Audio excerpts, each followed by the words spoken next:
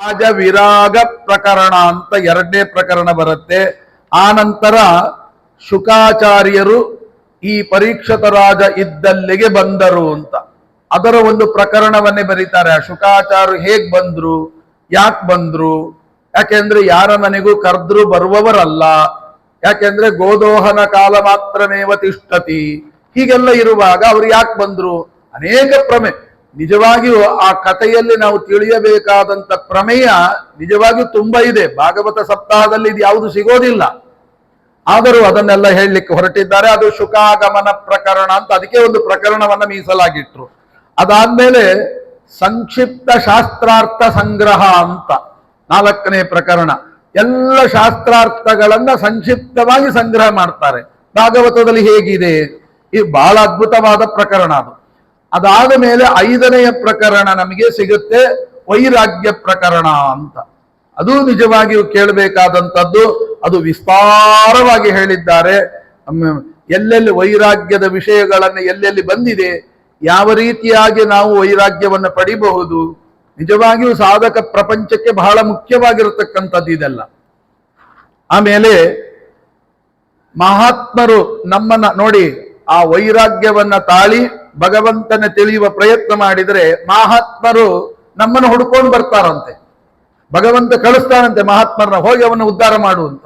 ಹೀಗೆ ಆ ಮಹತ್ ಸಮಾಗಮ ಪ್ರಕರಣ ಅಂತ ಅದಕ್ಕೆ ಒಂದು ಪ್ರಕರಣ ಬರೀತಾರೆ. ನಿಜವಾಗಿಯೂ ಅದ್ಭುತವಾಗಿರತಕ್ಕಂಥದ್ದು. ಆ ಮಹಾತ್ಮರನ್ನ ನಾವು ಹೇಗೆ ಪ್ರಶಂಸಾ ಮಾಡಬೇಕು, ಹೇಗೆ ಪ್ರಶಂಸಾ ಮಾಡಿದರೆ ಅವರು ನಮಗೆ ಅನುಗ್ರಹ ಮಾಡ್ತಾರೆ. ಯಾಕೆಂದ್ರೆ ನಾವು ಈಗ ಗೊತ್ತಿರೋದು ಏನು ಗೊತ್ತಾ, ಪ್ರಶಂಸಾ ಮಾಡೋದು ಅಂದ್ರೆ ಇಲ್ಲದಿದ್ದನ್ನೆಲ್ಲ ಹೊಗಳೋದು ಅಂತ. ಈಗ ರಾಯರ ಬಗ್ಗೆ ವಾದೀಂದ್ರ ತೀರ್ಥರು ವರ್ಣನೆ ಮಾಡ್ತಾರೆ, ಹೊಗಳ್ತಾರೆ ರಾಯರನ್ನ. ಆ ಹೊಗಳುವಾಗ ಕತೆ ನಾವು ಕೇಳ್ತೇವೆ. ವಾದೀಂದ್ರ ತೀರ್ಥ ಶ್ರೀಪಾದಂಗಳವರು ಗುರುಗುಣಸ್ತವನದಿಂದ ರಾಯರನ್ನ ಹೊಗಳಿದಾಗ ಬೃಂದಾವನ ಅಲ್ಲಾಡೀತು ಅಂತ. ಇದು ಒಂಥರ ಹಾಸ್ಯಾಸ್ಪದ ಆಗಲ್ವಾ? ಯಾಕೆ ಅಂದ್ರೆ ತನ್ನನ್ನ ಯಾರಾದ್ರೂ ಹೊಗಳಿದ್ರೆ ಸಂತೋಷದ ಬೃಂದಾವನ ಅಲ್ಲಾಡತ್ತೆ ಅಂದ್ರೆ ರಾಯರು ತನ್ನನ್ನು ಹೊಗಳಿಸಿಕೊಳ್ಳೋರ ಅನ್ನುವ ಪ್ರಶ್ನೆ ಬರುತ್ತೆ. ಯಾರೂ ಕೂಡ ಜ್ಞಾನಿಗಳು ತಮ್ಮನ್ನು ಹೊಗಳಿದ್ರೆ ಇಷ್ಟಪಡೋದಿಲ್ಲ. ಮತ್ತೆ ಹಾಗಾದ್ರೆ ಇವರು ವಾದೀಂದ್ರ ತೀರ್ಥ ಶ್ರೀಪಾದಂಗಳವರು ಗುರುಗುಣಸ್ತವನ ಹೇಳಿದ್ರೆ ಅದು ಹೇಗೆ ಬೃಂದಾವನ ಅಲ್ಲಾಡೀತು ಅಂತಂದ್ರೆ ಅವರು ಹೇಳ್ತಾರೆ, ಒಂದು ಕಡೆ ರಾಯರನ್ನ ಸುಮ್ಮನೆ ಹೊಗಳಿದ್ದಿಲ್ಲ. ನೀವು ನೋಡಿ ಆ ಗುರುಗುಣಸ್ತವನ ಓದಬೇಕು. ಅದರೊಳಗೆ ಹೇಗಿದೆ ಅಂದ್ರೆ ಆ ರಾಯರು ಆ ಗ್ರಂಥ, ರಾಯರು ಬರೆದ ಆ ಗ್ರಂಥಕ್ಕೆ ಯಾಕೆ ಮಹತ್ವ ಬಂತು ಅಂದ್ರೆ ಯಾವನಿಗೂ ಗೊತ್ತಿಲ್ಲದೆ ಇರುವಂತಹ, ಅಂದ್ರೆ ಯಾರಿಗೂ ಸುಲಭವಾಗಿ ಅರ್ಥ ಆಗದಿರುವಂತಹ ಭಗವಂತನ ಮಹಿಮೆಗಳು ಈ ಗ್ರಂಥದಲ್ಲಿ ವರ್ಣನೆ ಮಾಡಲ್ಪಟ್ಟಿದೆ. ಅದಕ್ಕಾಗಿ ಆ ಗ್ರಂಥ ಅಷ್ಟು ಶ್ರೇಷ್ಠವಾಯಿತು. ಏನು ಅದ್ಭುತವಾದ ಅಂದ್ರೆ ಒಂದು ಕಡೆ ರಾಯರನ್ನ ಸುಮ್ಮನೆ ಹೊಗಳಿಲ್ಲ, ಇಲ್ಲದೆ ಇದ್ದದನ್ನು ಹೊಗಳಿಲ್ಲ. ಅವರ ಗ್ರಂಥಕ್ಕೆ ಯಾಕೆ ಅಷ್ಟು ಮಹತ್ವ ಬಂತು? ಇವತ್ತು ಶ್ರೀಮನ್ ನ್ಯಾಯಸೌಧದಲ್ಲಿ ಪರಿಮಳ ಇದ್ರೆ ಅರ್ಥ ಆಗುತ್ತೆ ಅಂತ ಯಾಕಂದ್ರು ಅಂದರೆ ಅಷ್ಟು ಅದ್ಭುತವಾದ ಭಗವಂತನ ಕಠಿಣಾತಿ ಕಠಿಣವಾದ ಮಹಿಮೆಗಳನ್ನ ರಾಯರು ಎಷ್ಟು ಸರಳವಾಗಿ ಅರ್ಥ ಆಗುವ ಹಾಗೆ ಹೇಳ್ತಾರೆ. ಕೆಲವು ವಿಷಯಗಳು ಅರ್ಥ ಆಗೋದಿಲ್ಲ, ಅದನ್ನು ಹೇಗೆ ಹೇಳ್ತಾರೆ? ಸುಮ್ಮನೆ ಒಂದು ಉದಾಹರಣೆ ಕೊಟ್ಬಿಡ್ತೇನೆ, ಯಾಕೆಂದ್ರೆ ಬರೀ ಹಾಗೆ ಹೇಳ್ತಾ ಹೋದ್ರೆ ತಲೆಯಲ್ಲಿ ಉಳಿಯಲ್ಲ. ದೃಷ್ಟಾಂತ ಕೊಟ್ಟರೆ ನಿಮ್ಗೆ ಅರ್ಥ ಆಗ್ಬಿಡ್ತದೆ.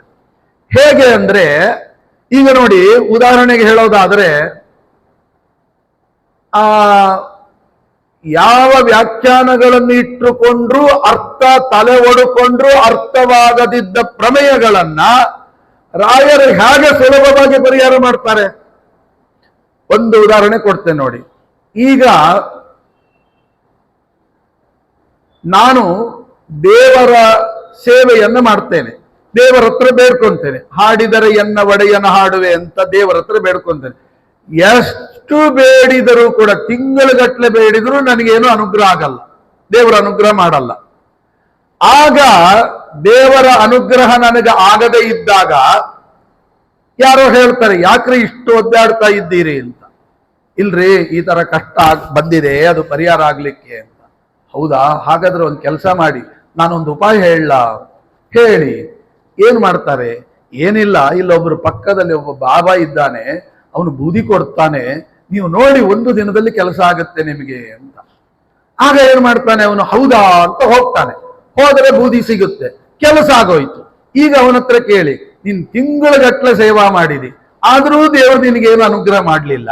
ಆ ಬಾಬಾ ಒಂದು ದಿನ ಬೂದಿ ಕೊಟ್ಟು ಕೂಡಲೇ ಕೆಲಸ ಆಯ್ತಲ್ಲ, ಈಗ ಯಾರು ದೊಡ್ಡವರು? ಅವನ ಹತ್ರ ಬೇಡ, ನಮ್ಮ ಹತ್ರ ಬಂದು ಕೇಳಿ. ನಾವೇನ್ ಹೇಳ್ತೀವಿ, ಅಲ್ಲ ಒಂದು ದಿನದಲ್ಲಿ ಕೆಲಸ ಮಾಡಿದವನು ದೊಡ್ಡವನ, ತಿಂಗಳಗಟ್ಲೆ ಸೇವಾ ಮಾಡಿದ್ರು ಕೂಡ ಅನುಗ್ರಹ ಆಗದಿದ್ದವರು ದೊಡ್ಡವರಾಗ್ತಾರಾ ಅಂತ ಕೇಳಿದ್ರೆ, ಯಾವ ಸಾಮಾನ್ಯ ಮನುಷ್ಯನ ಹತ್ರ ಹೋಗಿ ಕೇಳಿದ್ರು ಕೂಡ ಬಾಬಾ ಏನು ಬೂದಿ ಕೊಟ್ಟು ಒಂದು ದಿನದಲ್ಲಿ ಕೆಲಸ ಒಳ್ಳೇದು ಮಾಡಿದ, ಅವನೇ ಒಳ್ಳೆಯವನು ಅಂತ ಹೇಳ್ತಾರೆ. ಯಾವ ಮಕ್ಕಳಲ್ಲಿ ಕೇಳಿ, ಬೇಗ ಫಲ ಕೊಡೋರು ದೊಡ್ಡವರ, ನಿಧಾನ ಫಲ ಕೊಡೋರು ದೊಡ್ಡವರು ಅಂತ ಕೇಳಿದ್ರೆ ಬೇಗ ಫಲ ಕೊಡೋರೇ ದೊಡ್ಡವರು. ಯಾರು ಹೋಗ್ತಾರೆ ಅಲ್ಲಿಗೆ? ಇದು ನೋಡಿ ಎಷ್ಟು ಫಾಸ್ಟ್. ಇವತ್ತೆಲ್ಲ ಫುಡ್ಗಳು ಹೇಗೆ ಅಂತ ಕೇಳಿದ್ರೆ ಫಾಸ್ಟ್ ಫುಡ್ಗೆ ಹೇಗೆ ಬೆನ್ನತ್ತು ಬಿಟ್ಟಿದ್ದಾರೆ. ಲೇಟ್ ಫುಡ್ಗಳಿಗೆಲ್ಲ ಬೇಕಾಗೇ ಇಲ್ಲ. ಹಿಂದಿನ ಕಾಲದಲ್ಲಿ ಏನು ಅದ್ಭುತವಾದದ್ದಿತ್ತು ಅದೆಲ್ಲ ಯಾರು ಬಯಸ್ತಾರೆ? ಈ ಯಾರಿಗೂ ಬೇಡ ಅದು. ಎಲ್ಲ ಫಾಸ್ಟ್ ಫುಡ್, ಎಲ್ಲ ಕ್ಷಣದಲ್ಲಿ ಏನು ಬಿಸ್ತರ ಹಾಕಿದ ಕೂಡ ಆಗ್ಬಿಡ್ಬೇಕು, ತಿಂದು ಬಿಡ್ಬೇಕು. ಏನ್ ತಿಂದು ಕೂಡಲೇ ಹೊರಗೂ ಅಷ್ಟೇ ಫಾಸ್ಟ್ ಬಂದ್ಬಿಟ್ರೆ ಗತಿ ಏನು? ಹಾಗಲ್ಲ, ಯಾವುದು ನಮ್ಮ ದೇಹಕ್ಕೆ ಕೆಲಸ ಮಾಡುತ್ತೆ ಇವೆಲ್ಲ ಯೋಚನೆ ಮಾಡ್ಬೇಕಲ್ವಾ? ಹಾಗಾದ್ರೆ ಅವನು ದೊಡ್ಡವನ ಇವನು ದೊಡ್ಡವನ ಅಂತ ಕೇಳಿದ್ರೆ ಎಷ್ಟು ಇದು ಅರ್ಥವಾಗದಿದ್ದ ಪ್ರಮೇಯ. ಇದನ್ನು ಎಷ್ಟು ಸರಳವಾಗಿ ಅರ್ಥ ಮಾಡಿಸ್ತಾರೆ ಅಂತಂದ್ರೆ, ಲೌಕಿಕ ಉದಾಹರಣೆ ಕೊಡ್ತೆ ನೋಡಿ, ಆವಾಗ ನಿಮಗೆ ಆ ರಾಯರ ಮಾತು ಎಷ್ಟು ತೂಕ ಅಂತ ಅರ್ಥ ಆಗುತ್ತೆ. ಪರಿಮಳದಲ್ಲಿ ಎಷ್ಟು ಚೆನ್ನಾಗಿ ಅದನ್ನು ಬಿಡಿಸ್ಕೊಟ್ಟಿದ್ದಾರೆ ಅಂತ ಲೌಕಿಕ ಉದಾಹರಣೆ ಕೊಡ್ತೆ, ನಿಮ್ಗೆ ಅರ್ಥ ಆಗುತ್ತೆ. ಹೇಗೆ? ಈಗ ಲೇಟ್ ಆಗಿ ಫಲ ಕೊಡತಕ್ಕಂಥವರು ದೊಡ್ಡವರ, ಸ್ಪೀಡ್ ಆಗಿ ಫಲ ಕೊಡತಕ್ಕಂಥವ್ರು ದೊಡ್ಡವರ ಅಂತ ಯಾರನ್ನ ಕೇಳಿದ್ರು ಇದೇ ಉತ್ತರ ಕೊಡ್ತಾರೆ. ಈಗ ನೀವೇನು ಉತ್ತರ ಕೊಡ್ತೀರಿ ಅಂದ್ರೆ, ಅದಕ್ಕೊಂದು ಉದಾಹರಣೆ ಕೊಟ್ರೆ ಅರ್ಥ ಆಗುತ್ತೆ. ಈಗ ಯಾವುದೋ ಒಂದು ಕೃಷ್ಣಾಷ್ಟಮಿ ಅಥವಾ ಏನೋ ಒಂದು ಹಬ್ಬ, ಮನೆ ತುಂಬಾ ಸಡಗರ, ಏನು ಚಕ್ಕುಲಿ ಉಂಡೆ ಅದು ಇದು ಏನು ಸಿಕ್ಕಾಪಟ್ಟೆ ತಿಂಡಿ ಮಾಡಿದ್ದಾರೆ. ಈಗ ಕೇಳಿ, ಒಂದು ಮಗು ಇರ್ತದೆ, ಆ ಪಕ್ಕದ ಮನೆಯ ಮಗು, ಅಂದ್ರೆ ಆ ಯಾವ ಮನೆಯಲ್ಲಿ ಈ ಸಡಗರಗಳು ತಿಂಡಿ ತೀರ್ಥಗಳು ಮಾಡ್ತಾ ಇದ್ದಾರೆ ಅಲ್ಲಿ ಒಂದು ಮಗು ಇದೆ, ಅವರ ಮನೆಯ ಮಗು. ಆ ಮಗು ಕೇಳ್ತದೆ ಯಾರಿಗೆ ಅಂತ. ನಿನಗೆ ಕಣಪ್ಪ ಅಂತಾರೆ. ಹೌದಾಗಾರೆ ಕೊಡು. ಇಲ್ಲ ಇಲ್ಲ, ದೇವರ ನೈವೇದ್ಯ ಆಗ್ಬೇಕು, ರಾತ್ರಿ 12 ಗಂಟೆ ಕೃಷ್ಣ ಹುಟ್ಟುತ್ತಾನೆ, ಅವನು ಅವತಾರ ಮಾಡಿದ್ಮೇಲೆ ಅವನಿಗೆಲ್ಲ ನೈವೇದ್ಯ ಮಾಡಿ ಕೊಡ್ತೇವೆ ಅಂತ. ಹಾಗಾದ್ರೆ ಎಲ್ಲ ಕೊಡ್ತೀವಿ. ಓ ಎಲ್ಲ ನಿನಗೆ ಅಂತಾರೆ. ಸರಿ, ಆ ನೈವೇದ್ಯ ಎಲ್ಲ ಆಯ್ತು, ಕೊಡು ನನಗೊಂದು 10 ಉಂಡೆ 10 ಚಕ್ಕಲಿ ಕೊಡು ಅಂತ ಮಗು ಕೇಳುತ್ತೆ. ಆಗ ತಾಯಿ ಏನ್ ಮಾಡ್ತಾಳೆ, 10 ಗಿತ್ತೆಲ್ಲ ಕೊಡ್ಲಿಕ್ಕಾಗಲ್ಲ, ಒಂದು ಅರ್ಧ ಉಂಡೆ ಕೊಟ್ಬಿಟ್ಟು ಒಂದು ಅರ್ಧ ಚಕ್ಕಲಿ ಸಾಕು ನೋಡಿ ಅಂತ ಹೇಳಿ ಆ ಮಗು ಎದುರಿಗೇನೆ ಡಬ್ಬ ಮುಚ್ಚಿ ಮೇಲೆ ಇಟ್ಬಿಡ್ತಾರೆ. ಈ ಮಗು ಆಲೋಚನೆ ಮಾಡ್ತದೆ, ಎಲ್ಲ ನನಗೆ ಅಂತ ಕೇಳಿದ್ರು, ನೋಡಿದ್ರು ನನಗೆ ಅರ್ಧನೇ ಕೊಟ್ರಲ್ಲ, ಏನು ಮೋಸ ಅಂತ ತಿಳ್ಕೊಳ್ತದೆ. ಏನ್ ಮಾಡ್ತದೆ ಗೊತ್ತಾ, ಪಕ್ಕದ ಮನೆ ಹೆಂಗಸ ಹತ್ರ ಹೋಗ್ತದೆ. ಆ ಪಕ್ಕದ ಮನೆ ಹೆಂಗಸಿ ಮಕ್ಕಳಿಲ್ಲದೆ ಇದ್ದಂತ ಒಂದು ಹೆಂಗಸು ಅವ್ರ ಹತ್ರ ಹೋಗ್ತದೆ. ಆಂಟಿ, ನೀವು ಉಂಡೆ ಚಕ್ಕಲಿ ಎಲ್ಲ ಯಾರಿಗೆ ಮಾಡಿದ್ರಿ? ನಿನಗೆ ಕಣಪ್ಪ, ನನಗೆ ಹಾಗಾದ್ರೆ ಒಂದು 10 ಉಂಡೆ ತಿನ್ಬೇಕು, ಕೊಡ್ತೀರಾ ಅಂತ ಕೇಳ್ತದೆ. ಆ ಮಗು ಕೇಳಿದ ಕೂಡಲೇ ಏನ್ ಮಾಡ್ತದೆ ಗೊತ್ತಾ, ಹೆಂಗಸು ಇಡೀ ಡಬ್ಬದ ಮುಂದೆ ಇಟ್ಟು ನಿಂಗೆ ಎಷ್ಟು ಬೇಕಾದ್ ತಗೋ ಅಂತ ಹೇಳ್ತದೆ. ಈಗ ಆ ಮಗು ಹತ್ರ ಕೇಳಿ, ಕೇಳಿದಷ್ಟು ಉಂಡೆ ಕೊಟ್ಟವಳು ದೊಡ್ಡವಳ ಅಥವಾ ಕೇಳಿದ್ರಲ್ಲಿ ಅರ್ಧವೇ ಉಂಡೆ ಕೊಟ್ಲಲ್ಲ ಅವಳು ದೊಡ್ಡವಳ ಅಂತ ಕೇಳಿ. ಅವಾಗ ಏನ್ ಹೇಳ್ತಾರೆ, ಅಯ್ಯಯ್ಯೋ ನಮ್ಮಮ್ಮನೇ ನನಗೆ ಅದಕ್ಕೆ ಹೇಳಲಿಕ್ಕೆ ಬರಲ್ಲ, ನಮ್ಮಮ್ಮನೇ ದೊಡ್ಡದು ಅಂತ ಹೇಳ್ತದೆ. ಹಾಗಾದ್ರೆ ಇಲ್ಲಿ ಪ್ರಶ್ನೆ, ಹಾಗಾದ್ರೆ ಪಕ್ಕದ ಮನೆ ಹೆಂಗಸಿಗೆ ಕೇಳಿದಷ್ಟು ಉಂಡೆ ಕೊಡುವ ತಾಕತ್ತಿರುವಾಗ ಈ ತಾಯಿ ಯಾಕೆ ಕೊಡ್ಲಿಲ್ಲ? ಈ ತಾಯಿ ಅರ್ಧ ಉಂಡೆನೇ ಯಾಕೆ ಕೊಡ್ಲಿ? ಇವಳು ಅದು ಕೊಡ್ಬೋದಾಗಿತ್ತಲ್ಲ. ನಮಗೆ ಕನ್ಫ್ಯೂಷನ್ ಆಗುತ್ತೆ. ಆಗ ನಮ್ಮ ರಾಯರು ಗ್ರಂಥದಲ್ಲಿ ಎಷ್ಟು ಅದ್ಭುತವಾದ ಪ್ರಮೇಯವನ್ನು ತಿಳಿಸಿಕೊಡ್ತಾರೆ, ಸರಳವಾಗಿ ತಿಳಿಸಿಕೊಡ್ತಾರೆ ಅಂದ್ರೆ ನೋಡಿ, ಕೇಳಿದಷ್ಟು ಕೊಟ್ಟವರು ದೊಡ್ಡವರಾಗೋದಿಲ್ಲ, ಕೇಳಿದ್ದರಲ್ಲಿ ಕೆಲವು ಮಾತ್ರ ಕೊಟ್ಟವರು ಚಿಕ್ಕವರಾಗೋದಿಲ್ಲ. ಅದೆಂಗಾಗ್ತದರಿ ಅಂದ್ರೆ, ಯಾಕೆ ಕೊಡ್ಲಿಲ್ಲ, ಇವ್ರು ಯಾಕೆ ಕೊಟ್ರು ಅಂತ ಕೇಳಿದಾಗ ರಾಯರು ಕೊಡುವ ಪ್ರಮೇಯ ಏನು ಅಂತ ಕೇಳಿದ್ರೆ, ಇಲ್ಲಿ ಇವಳು ಕೇಳಿದಷ್ಟು ಕೊಟ್ಲಲ್ಲ, ಅಲ್ಲಿ ಜವಾಬ್ದಾರಿ ಇಲ್ಲ. ಕೇಳಿದರೆ ಅರ್ಧ ಮಾತ್ರ ಕೊಟ್ಲಲ್ಲ, ಅವಳಲ್ಲಿ ಜವಾಬ್ದಾರಿ ಇದೆ. ಯಾವ ಜವಾಬ್ದಾರಿ ಅಂತಂದ್ರೆ, ನಾಳೆ ಮಗುಗೇನಾದ್ರೂ ಹೆಚ್ಚು ಕಮ್ಮಿ ಆಗಿ ಬಿಟ್ರೆ, ಡಾಕ್ಟರ್ ಹತ್ರ ಹೋದ್ರೆ ಆಪರೇಷನ್ ಇಂಜೆಕ್ಷನ್ ಅಂತ ಅಂದ್ಬಿಟ್ರೆ, ಅಯ್ಯೋ ಪಾಪ ನನ್ನ ಮಗುಗೆ ಕಷ್ಟ ಆಗಬಾರ್ದು, ತೊಂದರೆ ಆಗಬಾರ್ದು, ಈಗ ಮಗು ನನ್ನನ್ನು ಬೈಕೊಂಡ್ರು ಪರವಾಗಿಲ್ಲ, ನಿಧಾನವಾಗಿ ಎಷ್ಟು ಕೊಡಬೇಕು ಅಷ್ಟು ಮಾತ್ರ ಕೊಡ್ತೇನೆ ಅಂತ ಕಮ್ಮಿ ಕೊಟ್ಟದ್ದರಲ್ಲಿ ಜವಾಬ್ದಾರಿ ತುಂಬಿದೆ. ಕೇಳಿದಷ್ಟು ಕೊಟ್ಲಲ್ಲ, ಅವಳಲ್ಲಿ ಜವಾಬ್ದಾರಿ ಇಲ್ಲ. ಈಗ ಮಗುವಿಗೆ ನಾನು ಹತ್ರ ಆದ್ರೆ ಸಾಕು, ನನ್ನನ್ನ ಮಗು ಇಷ್ಟಪಟ್ರೆ ಸಾಕು, ಅದಕ್ಕೇನಾದ್ರೂ ಏನಂತ ನನಗೇನು ಸಂಬಂಧ ಅಂತ ಕೈ ತೊಳ್ಕೊಳ್ಳುವ ಹೆಂಗಸು. ಕೇಳಿದಷ್ಟು ಕೊಟ್ಟದ್ದರಲ್ಲಿ ಜವಾಬ್ದಾರಿ ಇಲ್ಲ, ಕೇಳಿದ್ದರಲ್ಲಿ ಕೆಲವು ಮಾತ್ರ ಕೊಟ್ಟದ್ದರಲ್ಲಿ ಜವಾಬ್ದಾರಿ ಇದೆ. ಯಾವುದು ಬೇಕು? ಜವಾಬ್ದಾರಿಯಿಂದ ಯುತವಾದದ್ದು ಬೇಕಾ, ಬಿಟ್ಟಿ ಕೊಟ್ಟದ್ದು ಬೇಕಾ? ನಮಗೇನೋ ಮೊದ್ಲಿಗೆ ಖುಷಿ ಆಗ್ಬೋದು, ನಾಳೆ ಏನಾದ್ರೂ ಹೆಚ್ಚು ಕಮ್ಮಿ ಆದ್ರೆ. ಈಗ ಹೇಳ್ತಾರೆ ರಾಯರ ಹತ್ರ ಬಂದ್ರೆ ನಮಗೊಂದು ಇವತ್ತೇನು ಬೇಕಪ್ಪ, ಒಂದು 100 ರೂಪಾಯಿ ಕೊಟ್ಟಾರ. ಒಬ್ಬ ಕಳ್ಳ ಬರ್ತಾನೆ, ನಿಮ್ಗೆ ಇವತ್ತು 1 ಕೋಟಿ ರೂಪಾಯಿ ಕೊಡ್ತೀನಿ ಅಂತಾನೆ. ಹಬ್ಬ ಖುಷಿ ಆಯ್ತು, ಇವರು 100 ರೂಪಾಯಿ ಕೊಟ್ರು, ಅವ್ರು 1 ಕೋಟಿ ರೂಪಾಯಿ ಕೊಟ್ರು.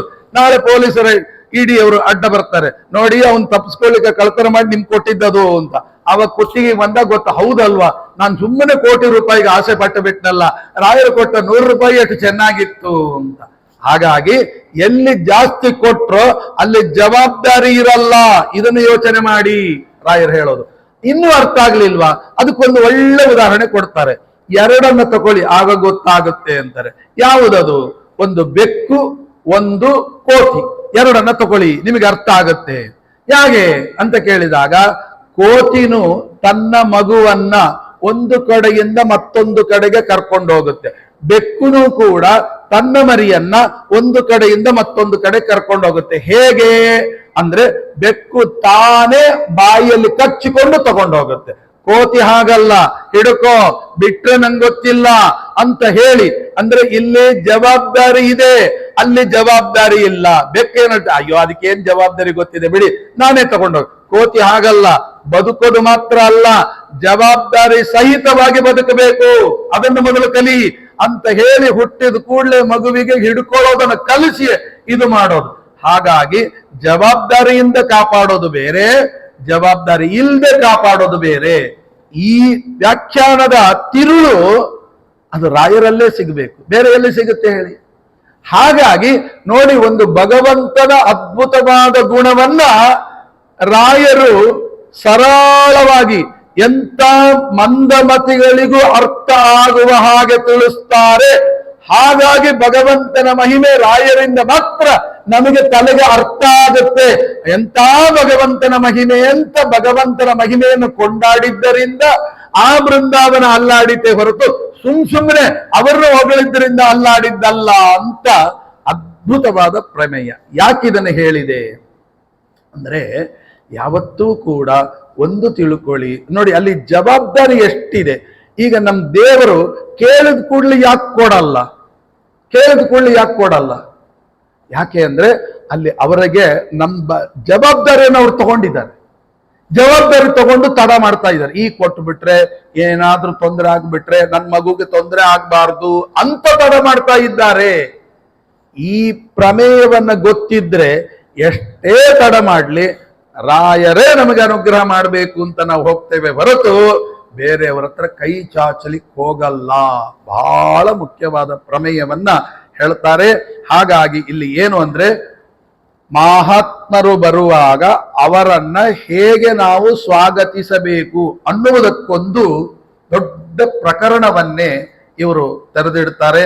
ಅದಾದ ಮೇಲೆ 8ನೆಯ ಇದನ್ನು ಹೇಳ್ತಾರೆ, ಮಹನ್ನಿಂದಾವರ್ಜನ ಪ್ರಕರಣ ಅಂತ. ಮಹಾತ್ಮರ ನಿಂದೆ ಯಾವತ್ತಿಗೂ ಮಾಡಬಾರದು. ಅದಕ್ಕೆ 2-3 ದೃಷ್ಟಾಂತಗಳು ಏನು ಕೊಟ್ಟಿದ್ದಾರೆ ಅದನ್ನೆಲ್ಲ ಮೊದಲನೇ ದಿನವೇ ನಾನು ಹೇಳಿದ್ದೇನೆ. ಇದು ಯಾವುದರಲ್ಲಿ ಬರ್ತದೆ? ಮಹನ್ನಿಂದಾವರ್ಜನ, ಯಾವತ್ತಿಗೂ ಅಲ್ಲಿ ಕೂಡಬಾರದು, ಎದ್ದು ಹೋಗಬೇಕು ಎಂಬತಕ್ಕಂಥ ಪ್ರಮೇಯವನ್ನ ಹೇಳಿದ್ರು. ಇದರ ಜೊತೆಗೆ ಆತ್ಮ ಪ್ರಶಂಸಾವರ್ಜನ ಅಂತ ಒಂದು ಪ್ರಕರಣ. ಅಂದ್ರೆ ಏನು? ತನ್ನನ್ನ ತಾನು ಯಾವತ್ತೂ ಹೊಗಳ್ಕೊಳ್ಬಾರದು ಅಂತೆ, ತನ್ನನ್ನ ಯಾವತ್ತೂ ಹೊಗಳ್ಕೊಳ್ಬಾರದೆಂಬುದಕ್ಕೆ ಒಂದು ಪ್ರಕರಣವನ್ನ. ಏನು ಅದ್ಭುತ! ನೀವೇನಾದ್ರೂ ಈ 30 ಪ್ರಕರಣಗಳನ್ನ ಕರಗತ ಮಾಡ್ಕೊಂಡ್ಬಿಟ್ರೆ ಮತ್ತೆ ಪುನರ್ಜನ್ಮವೇ ಇಲ್ಲ. ಯಾಕಂದ್ರೆ ಎಲ್ಲಾ ಪ್ರಮೇಯಗಳು ಅದರೊಳಗೆ ಬಂದು ಹೋಯ್ತು. ಅಂತ ಅದ್ಭುತವಾದ ಸಂಗ್ರಹ ಮಾಡುವ ಒಂದು ಅದ್ಭುತವಾದ ಕೃತಿ. ಹಾಗಾಗಿ ಕೊನೆಗೆ 10ನೆಯ ಪ್ರಕರಣವನ್ನು ಹೇಳ್ತಾರೆ, ಇಂದ್ರಿಯ ಜಯ ಪ್ರಕರಣ ಅಂತ. ಇಂದ್ರಿಯಗಳನ್ನು ಹೇಗೆ ಗೆಲ್ಲಬೇಕು ಅಂತ. ಇಷ್ಟೆಲ್ಲ ಆದ್ಮೇಲೆ ನೋಡಿ 10 ಪ್ರಕರಣ ಬರೀ ಪೂರ್ವ ಪೀಠಿಕೆ ತಯಾರಿ. ಇದಾದ ಮೇಲೆ ಬ್ರಹ್ಮೋಪದೇಶ ಪ್ರಕರಣ ಅಂತ ಬರ್ತದೆ ನೋಡಿ. ಇಲ್ಲಿ 11ನೆಯ ಪ್ರಕರಣವನ್ನಾಗಿ ಹೇಳ್ತಾರೆ ಬ್ರಹ್ಮೋಪದೇಶ ಪ್ರಕರಣ ಅಂತ. ಮಗುವಿಗೆ ನೋಡಿ ಆ ಬ್ರಹ್ಮೋಪದೇಶಕ್ಕೆ ಎಷ್ಟು ಮಹತ್ವ ಇದೆ ಅಂತ ಹೇಳಲಿಕ್ಕೆ ನಾನು ಹೊರಟಿದ್ದು. ಇವತ್ತು ಮಕ್ಕಳ ಉಪನಯನವನ್ನು ಮಾಡುವಾಗ ನಾವು ಹೇಳ್ತೀವಿ ಮುಂಜಿ ಇದೆ, ನನ್ನ ಮಗನಿಗೆ ಮುಂಜಿ ಇದೆ ಬರಬೇಕು. ಇನ್ನು ಅಂದರೆ ಉತ್ತರ ಕರ್ನಾಟಕ ಭಾಷೆಯಲ್ಲಾದರೆ ಮುಂಜಿ ಅಂತ, ಇಲ್ಲ ಬೆಂಗಳೂರು ಭಾಷೆ ಆದರೆ ಉಪನಯನ ಅಂತ. ಇದೆಲ್ಲ ತಪ್ಪೆ. ಮುಂಜಿನೂ ಸರಿಯಾದ ಶಬ್ದ ಅಲ್ಲ, ಉಪನಯನ ಸಂಸ್ಕೃತ ಶಬ್ದವೇ ಅದು. ಹಾಗಾದ್ರೆ ಮತ್ತೆ ಏನ್ ಅನ್ಬೇಕು ನೋಡಿ, ನಿಜವಾಗಿಯೂ ಪತ್ರಿಕೆಯಲ್ಲಿ ಬರೆಯುವಾಗ ಬ್ರಹ್ಮೋಪದೇಶ ಅಂತ ಬರೀತಾರೆ. ಇಂತಹ ವಟುವಿಗೆ ಬ್ರಹ್ಮೋಪದೇಶ ಮಹೋತ್ಸವ, ತಾವೆಲ್ಲರೂ ಕೂಡ ಕುಟುಂಬ ಸಮೇತರಾಗಿ ಬಂದು ನೂತನ ವಟುವನ್ನ ಆಶೀರ್ವದಿಸಬೇಕು ಅಂತ ಬರೀತಾರೆ. ಹಾಗಾದ್ರೆ ಈ ಉಪನಯನದ ಪೂರ್ಣ ಗುಟ್ಟು ಎಲ್ಲಡಗಿದೆ? ಬ್ರಹ್ಮೋಪದೇಶದಲ್ಲಿ ಅಡಗಿದೆ. ಹಾಗಾದ್ರೆ ಆ ಬ್ರಹ್ಮೋಪದೇಶಕ್ಕೆ ಯಾಕಿಷ್ಟೊಂದು ಮಹತ್ವ ಅಂತ ನೀವು ಕೇಳಬಹುದು. ಅದನ್ನೆಲ್ಲ ಬಹಳ ವಿಸ್ತಾರವಾಗಿ ವರ್ಣನೆ ಮಾಡಿದ್ದಾರೆ. ಇವರು ತೆಗೆದುಕೊಂಡ ಅಂದ್ರೆ ಭಾಗವತದಲ್ಲಿ ತುಂಬಾ ಇದೆ, ಇವರು ತೆಗೆದುಕೊಂಡ ಕೆಲವು ಮಾತುಗಳನ್ನು ನಿಮ್ಮ ಮುಂದೆ ಇಡ್ತೇನೆ ಹೇಗೆ ಅಂತ. ಯಾಕಂದ್ರೆ 5 ದಿನ, ಇನ್ನು 2-3 ದಿನ ಹಾಗೆ ಹೋಯ್ತು. ಇನ್ನು 2 ದಿನದಲ್ಲಿ ಎಷ್ಟು ಮುಗಿತದೋ ಎಷ್ಟು ಬಿಡ್ತದೋ ನನಗೆ ಅರ್ಥ ಆಗ್ತಾ ಇಲ್ಲ. ಆದರೂ ಕೂಡ ಕೆಲವು ಪ್ರಮೇಯಗಳನ್ನಾದ್ರೂ ನಾವು ತಿಳ್ಕೊಳ್ಬೇಕಲ್ಲ. ಹಾಗಾದ್ರೆ ಈ ಭಾಗವತ ಸಾರೋದ್ಧಾರದಲ್ಲಿ ಏನಿದೆ ಅನ್ನುವ ಅಂಶವಾದ್ರೂ ನಮ್ಮ ತಲೆಯಲ್ಲಿ ಹೋಗ್ಬೇಕಲ್ಲ. ಆಮೇಲೆ ಯಾವತ್ತಾದ್ರೂ ನಾವು ಪ್ರಯತ್ನ ಮಾಡಿ ಮುಂದೆ ಅದನ್ನು ಅಧ್ಯಯನ ಮಾಡಬಹುದೇನೋ ದೇವರು ಅನುಗ್ರಹ ಮಾಡಿದ್ರೆ. ಆದರೆ ಏನು ವಿಷಯ ಇದೆ ಅಂತ ಅನ್ನೋದು ಗೊತ್ತಾಗ್ಬೇಕಲ್ಲ. ಈ ಬ್ರಹ್ಮೋಪದೇಶ ಪ್ರಕರಣ ಅಂದ್ರೆ ಏನು? ದೊಡ್ಡ ತಪಸ್ಸಿದು. ಯಾಕೆ? ಈಗ ನೋಡಿ, ಎಷ್ಟೋ ಕಡೆ ನೀವು ಉಪನಯನಕ್ಕೆ ಹೋಗ್ತೀರಿ, ಕೇಳಿ, ನೀವು ಅವ್ರನ್ನೇ ಕೇಳಿ, ಏನಿದು ಕಾರ್ಯಕ್ರಮ? ಉಪನಯನ. ಉಪನಯನ ಅಂದ್ರೆ ಏನು? ಅದೇ 3 ಎಳೆ ಹಾಕ್ತಾರಲ್ಲ, ಏನೂ ಕಲ್ಪನೆ ಇಲ್ಲ. ನಾನು ಅದಕ್ಕೆ ಹೇಳೋದು, ನಮ್ಮ ಗೀತೆಯಲ್ಲಿ ಕೃಷ್ಣ ಏನು ಹೇಳ್ತಾನೆ ಗೊತ್ತಾ? ಜ್ಞಾನೇನೈವ ಪರಿಸಮಾಪ್ಯತೆ. ನೀವೇನೇ ಮಾಡಿ ಅದರಲ್ಲೊಂದು ಜ್ಞಾನ ಕಾರ್ಯ ಇಡಿ, ಆಗಲೇ ಅದು ಪರಿಪೂರ್ಣ ಆಗೋದು. ಜ್ಞಾನ ಕಾರ್ಯ ಇಲ್ಲದೆ ನೀವು ಏನು ಮಾಡಿದ್ರು ವ್ಯರ್ಥ.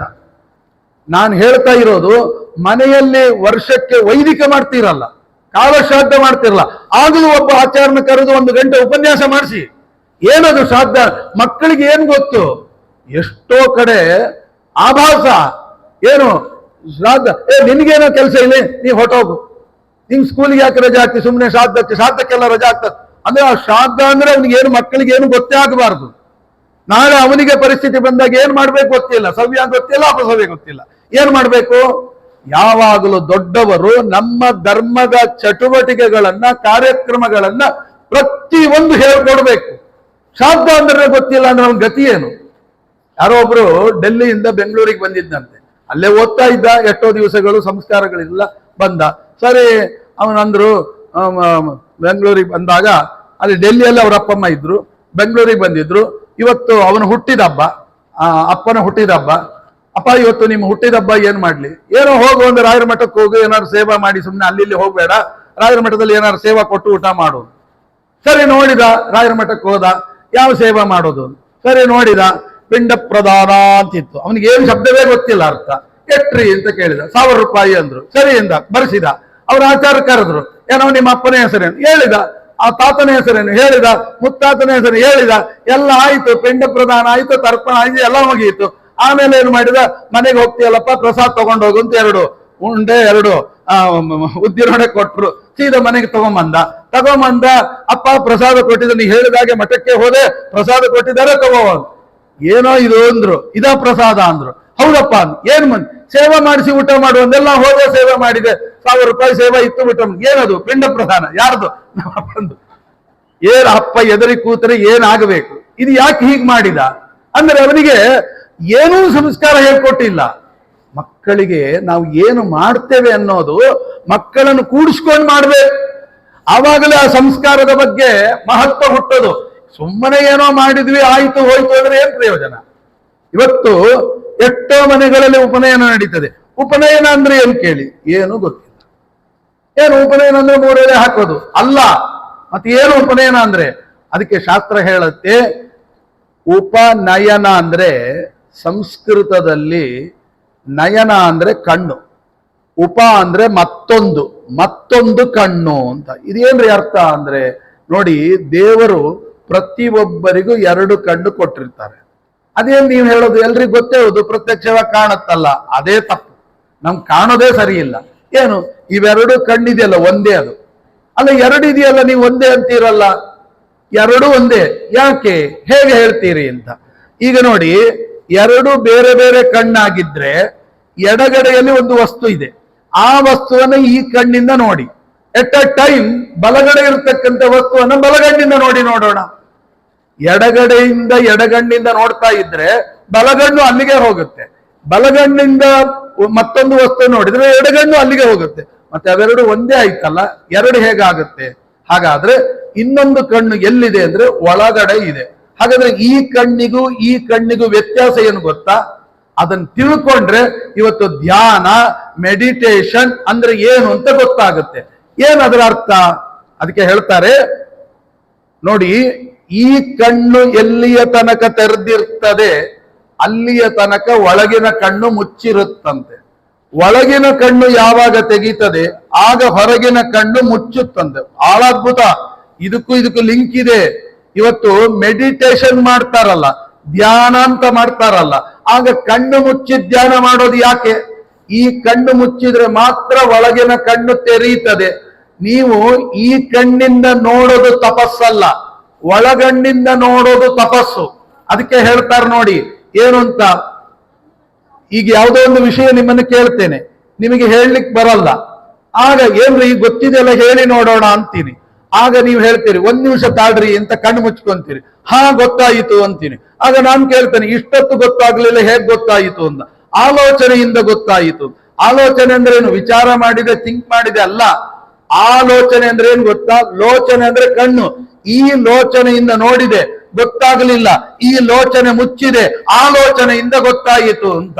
ಅದನ್ನೇ ಶ್ರೀಮದ್ ಆಚಾರ್ಯರು ಭಾಗವತ ತಾತ್ಪರ್ಯದಲ್ಲಿ ಹೇಳ್ತಾರೆ, ತಪ ಆಲೋಚನೆ.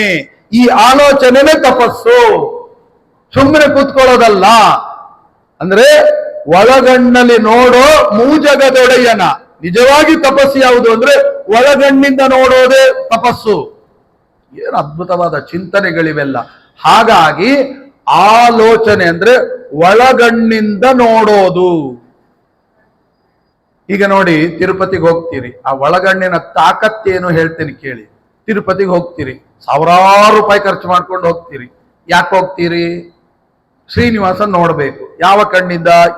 ಈ ಕಣ್ಣಿಂದ ನೋಡ್ಲಿಕ್ಕೇನೆ ಸಾವಿರಾರು ರೂಪಾಯಿ ಖರ್ಚು ಮಾಡ್ಕೊಂಡು ಹೋಗ್ತೀರಿ. ಹೋಗಿ ಎಷ್ಟೊತ್ತು ನಿಲ್ಲಿಸ್ತಾರೆ? ಒಂದು ನಿಮಿಷ ನಿಲ್ಸಲ್ಲ, ಪೋಂಡಿ ಅಂತ ಹೊರಗೆ ಹಾಕ್ಬಿಡ್ತಾರೆ. ಸಾವಿರಾರು ರೂಪಾಯಿ ಖರ್ಚು ಮಾಡ್ಕೊಂಡ್ ಬಂದಿದ್ದೀವಿ, ಪೋಂಡಿ ಅಂತ ನೋಡಿ. ಹಾಗಾದ್ರೆ ಈ ಕಣ್ಣಿನ ತಾಕತ್ತೆಷ್ಟು? ಸಾವಿರಾರು ರೂಪಾಯಿ ಖರ್ಚು ಮಾಡಿದ್ರು ಒಂದ್ ನಿಮಿಷ ಕೂಡ ಅದಕ್ಕೆ ಪುರುಸೋತಿಲ್ಲ. ಅದೇ ನಿಜವಾದ ತಪಸ್ಸಲ್ಲ. ಮತ್ತೆ ಯಾವುದು ನಿಜವಾದ ತಪಸ್ಸು? ನೀವು ಪ್ರದಕ್ಷಿಣೆ ಹಾಕೊಂಡು ವಿಮಾನ ಗೋಪುರದ ಹತ್ರ ಬರ್ತೀರಲ್ವಾ, ಅಲ್ಲಿ ಕೂತ್ಕೊಂತೀರಲ್ವಾ, ಅದು ದಿಕ್ಕು ಯಾವುದು? ವಾಯವ್ಯ ದಿಕ್ಕು. ವಾಯವ್ಯ ದಿಕ್ಕು ಅಂದ್ರೆ ಯಾವುದು? ಶ್ರೀಮದ್ ಆಚಾರ್ಯರ ಶಾಸ್ತ್ರ ಅಂತರ್ಥ. ಅಲ್ಲಿ ಮೂಲೆಯಲ್ಲಿ ಕೂತುಕೊಂಡು ವಿಮಾನ ಗೋಪುರದಲ್ಲಿರುವಂತ ಪರಮಾತ್ಮ ಒಳಗೆ ಹೇಗಿದ್ದಾನೋ ಹಾಗೆ ಇರ್ತಾನೆ. ಅವನನ್ನ ನೋಡಿ ಕಣ್ಣು ಮುಚ್ಕೋಬೇಕು. ಕಣ್ಣು ಮುಚ್ಚಿಕೊಂಡು ಏನ್ ಮಾಡ್ಬೇಕು? ಒಳಗಡೆ ನೋಡಿರತಕ್ಕಂಥ ರೂಪವನ್ನ ಪೂರ್ತಿಯಾಗಿ ನೋಡ್ಬೇಕು. ಅದು ತಪಸ್ಸು. ಅಲ್ಲಿ ಕೂತ್ಕೊಂಡು ನೀವು ನೋಡ್ತೀರಲ್ಲ, ಒಳಗೆ ಏನು ಕ್ಲಿಕ್ ಮಾಡಿದಿರಿ ಅದನ್ನ ಇಲ್ಲಿ ನೋಡಿದ್ರೆ ಪೋಂಡಿ ಅಂತ ಹೇಳೋರಿಲ್ಲ. ಎಷ್ಟೊತ್ತು ಬೇಕಾದ್ರೆ ಕಣ್ಣು ಮುಚ್ಚಿಕೊಂಡು ತೃಪ್ತಿ ಆಗ್ಬಿಟ್ಟು ನೋಡ್ರಿ. ಆ ಏನು ಕಣ್ಣು ಮುಚ್ಚಿಕೊಂಡು ಒಳಗಣ್ಣನ್ನ ತೆರೆದು ನೀವು ನೋಡ್ತೀರಲ್ಲ, ಅದು ನಿಜವಾದ ತಪಸ್ಸು ಅಂತ ಶ್ರೀಮದ್ ಆಚಾರ್ಯ. ನಾವು ಅಲ್ಲೇ ಎಡು ಬಿಡ್ತೇವೆ, ನೋಡ್ಕೊಂಡ್ ಬರ್ತೇವೆ, ಎಷ್ಟು ಸ್ಪೀಡ್ ಒಳಗೆ ಹೋಗಿರ್ತೇವೆ ಅಷ್ಟೇ ಸ್ಪೀಡ್ ಹೊರಗೆ ಬರ್ಲಿಕ್ಕೆ ಅವಸರ ನಮಗೆ. ಕೂತುಕೊಂಡು ಧ್ಯಾನ ಮಾಡಿ ಯಾವತ್ತಿಗೂ ಯಾವ ರೂಪವನ್ನು ನೋಡಿರ್ತೀವಿ ಅದನ್ನ ಅದಕ್ಕೆ ದೇವಸ್ಥಾನಕ್ಕೆ ಹೋದಾಗ ವಾಪಸ್ ಬರುವಾಗ ಒಂದು ಗಳಿಗೆಯಾದ್ರೂ ಕೂತ್ಕೋಬೇಕು ಅಂತ.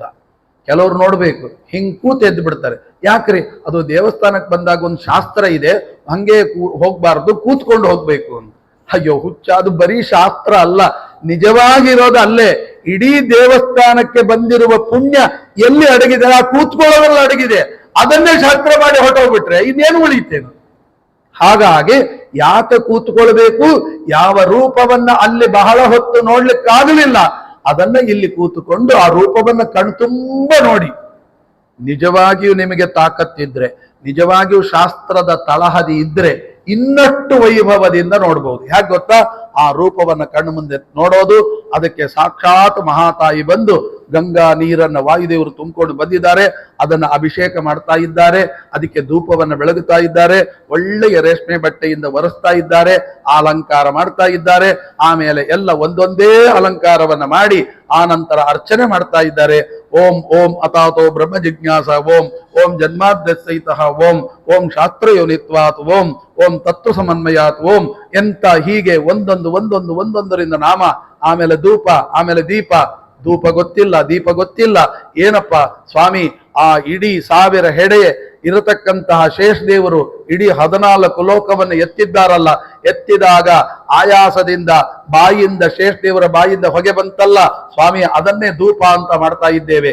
ಯಾವ ಸೂರ್ಯ ಚಂದ್ರರು ಇಡೀ ಜಗತ್ತನ್ನ ನಿನ್ನ ಆಜ್ಞೆಯಿಂದ ಬೆಳಗುತ್ತಾ ಇದ್ದಾರೆ, ಅವರೇ 2 ದೀಪಗಳಾಗಿ ನಿನ್ನ ಮುಂದೆ ಇಡ್ತಾ ಇದ್ದೇನೆ. ಇಡೀ ಜಗತ್ತಿನಲ್ಲಿ ವಾಯುದೇವರು ಏನು ಸರ್ವ ಭಕ್ಷಕರಾಗಿದ್ದಾರೆ, ಅದೇ ನಿನಗೆ ನೈವೇದ್ಯ. ವಾಯುದೇವರ ಮುಖಾಂತರ ಮಹಾಮಂಗಳಾರತಿ, ಮಂತ್ರಪುಷ್ಪ, ಇಷ್ಟು ನೀವು ಷೋಡಶೋಪಚಾರ ಪೂಜೆಗಳನ್ನ ಅಲ್ಲಿ ಕೂತು ನೀವು ಮಾಡಿದರೆ ಅದು ನಿಜವಾದ ಧ್ಯಾನ. ಆಗ ನೀವು ದೇವಸ್ಥಾನಕ್ಕೆ ಬಂದು ದರ್ಶನ ಮಾಡಿದ್ದು ಸಾರ್ಥಕ. ಬರೋದು ಸ್ಪೀಡು, ಹೋಗೋದು ಸ್ಪೀಡು ಅಂದ್ರೆ ಅದು ಯಾಕೆ ಬರಬೇಕು? ಬಂದ ಮೇಲೆ ಏನಾದ್ರೂ ಲಾಭ ಪಡಿಬೇಕಲ್ಲ. ಅದಕ್ಕೆ ನಮ್ಮಲ್ಲಿ ಹೇಳೋದು ಏನು ಗೊತ್ತಾ? ಪಾತ್ರರ ಸಂಗಡ ಯಾತ್ರೆಯ ಚರಿಸಿ ವಿಧಾತೃಪಿತನ ತಿಳಿಯುವುದೇ ಫಲವಿದು ಬಾಳುವುದಕ್ಕೆ. ಹಾಗಾದ್ರೆ ನಾವೇನ್ ಮಾಡ್ಬೇಕು? ನಾವು ಯಾರ್ಯಾರ ಜೊತೆಗೆ ಹೋದ್ರೆ ಹೀಗೆ ಅರ್ಥ ಆಗುತ್ತೆ. ಒಳಗಡೆ ಹೋಗೋದಕ್ಕೂ ಒಂದು ಅದ್ಭುತವಾದ ಚಿಂತನೆಯನ್ನು ತಿಳಿಸ್ತಾರೆ. ಒಂದು ಕೃಷ್ಣನ್ ನೋಡ್ಬೇಕಾದ್ರೆ ಎಷ್ಟು ಆನಂದ, ಏನು ಅದ್ಭುತ. ಇವತ್ತು ತಿರುಪತಿಗೆ ಹೋಗ್ತೀರಿ, ತಿರುಪತಿಗೆ ಹೋಗುವಾಗ ಶ್ರೀಕೃಷ್ಣನ ಹತ್ರ ಬರ್ತೀರಿ, ಉಡುಪಿ ಕೃಷ್ಣನ ಹತ್ರ. ಆ ಉಡುಪಿ ಕೃಷ್ಣನ ಹತ್ರ ಬಂದು ಹೇಗೆ ದರ್ಶನ ಮಾಡಬೇಕು? ನಾವು ಬರೋದು ಸ್ಪೀಡು, ಹೋಗೋದು ಸ್ಪೀಡು. ಹಾಗಾಗಿ ಏನಿದೆ ಅಂತ ಕೂಡ ಗೊತ್ತ.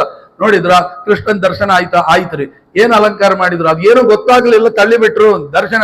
ಬೇಗ ಬೇಗ ಬೇಗ ಅಂದ್ಬಿಟ್ರು, ತಳ್ಳಿಬಿಟ್ರು, ಏನು ಗೊತ್ತಾಗ್ಲಿಲ್ಲ. ಅಲ್ಲ, ಭಾಗವತ ಹೇಳ್ತದೆ, ತಮದ್ಭುತಂ ಬಾಲಕಮಂಬುಜಕ್ಷಣಂ ಚತುರ್ಭುಜಂ ಶಂಖ ಗದಾದ್ಯುಧಾಯುಧಂ. ಆ ಕೃಷ್ಣನನ್ನು ಹೇಗೆ ನೋಡ್ಬೇಕಂತೆ? ಶಂಖ ಚಕ್ರಗಳಿಂದ ಶಂಖ ಗದಾದಿ ಆಯುಧ, ಶಂಖ ಗದೆಗಳನ್ನ ಧರಿಸಿದ ಕೃಷ್ಣನನ್ನ ಕಾಣಬೇಕು.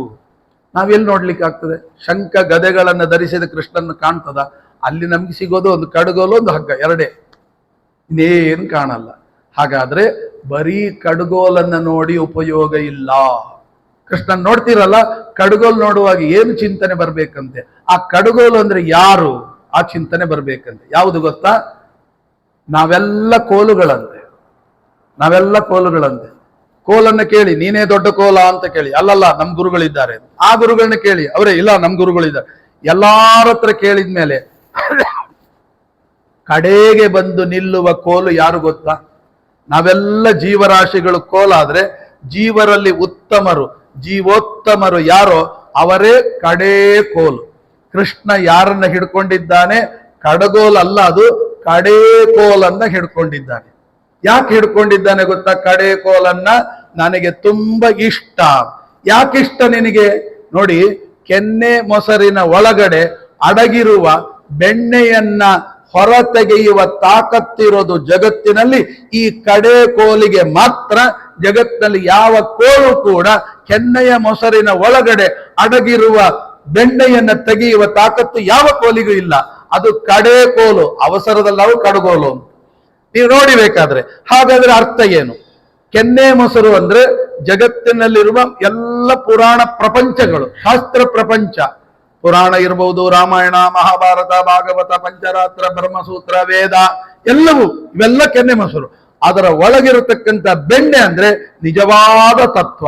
ಆ ತತ್ವವನ್ನು ತೆಗೆಯುವ ತಾಕತ್ತು ಅಂತ ಇದ್ರೆ ಜಗತ್ತಿನಲ್ಲಿ ಅದು ಕಡೇ ಕೋಲಿಗೆ ಮಾತ್ರ, ಅದು ಮುಖ್ಯ ಪ್ರಾಣ ದೇವರಿಗೆ ಮಾತ್ರ, ಶ್ರೀಮದ್ ಆಚಾರ್ಯರಿಗೆ ಮಾತ್ರ ಒಳಗಿನ ತತ್ವ ದೇವರಿಗೆ. ಅದಕ್ಕೆ ಇಷ್ಟ ಆಯಿತು. ಯಾವ ಕೋಲನ್ನ ಹಿಡ್ಕೊಂಡಿಲ್ಲ, ಕಡೇ ಕೋಲನ್ನ ಹಿಡ್ಕೊಂಡ ಅಂತ ಇಷ್ಟರ್ಥ. ಕೋಲಿನ ಮಹತ್ವ ತಿಳಿಸ್ಬೇಕು ಅಂತಂದ್ರೆ ನಮ್ಮನ್ನ ಯಾಕೆ ಕೋಲು ಅಂತ ಕರೀತಾರೆ ಅಂತ ನೀವು ನೋಡಿ. ತಿರುಪತಿ ಬೆಟ್ಟ ಹತ್ತಬೇಕಾದ್ರೆ ನೀವೆಲ್ಲ ಮೆಟ್ಲೋತ್ಸವದಲ್ಲಿ ಪಾಲ್ಗೊಂಡಿರ್ತೀರಿ. ಆ ಮೆಟ್ಲೋತ್ಸವದಲ್ಲಿ ಒಂದೊಂದರಲ್ಲಿಯೂ ತತ್ವ. ನಾನು ಅದಕ್ಕೆ ಹೇಳ್ತಾ ಇರೋದು, ನಮ್ಮ ಸಾಧನೆ ಅಂದ್ರೆ ಏನು? ಬ್ರಹ್ಮೋಪದೇಶ ಪ್ರಕರಣ ಅಂದ್ರೆ ಅದು ಒಂದೊಂದು ಮಾತಿನಲ್ಲಿ ಶಾಸ್ತ್ರ ಹುಡುಕ್ಬೇಕು, ಒಂದೊಂದು ಮಾತಿನಲ್ಲಿ ಶಾಸ್ತ್ರ.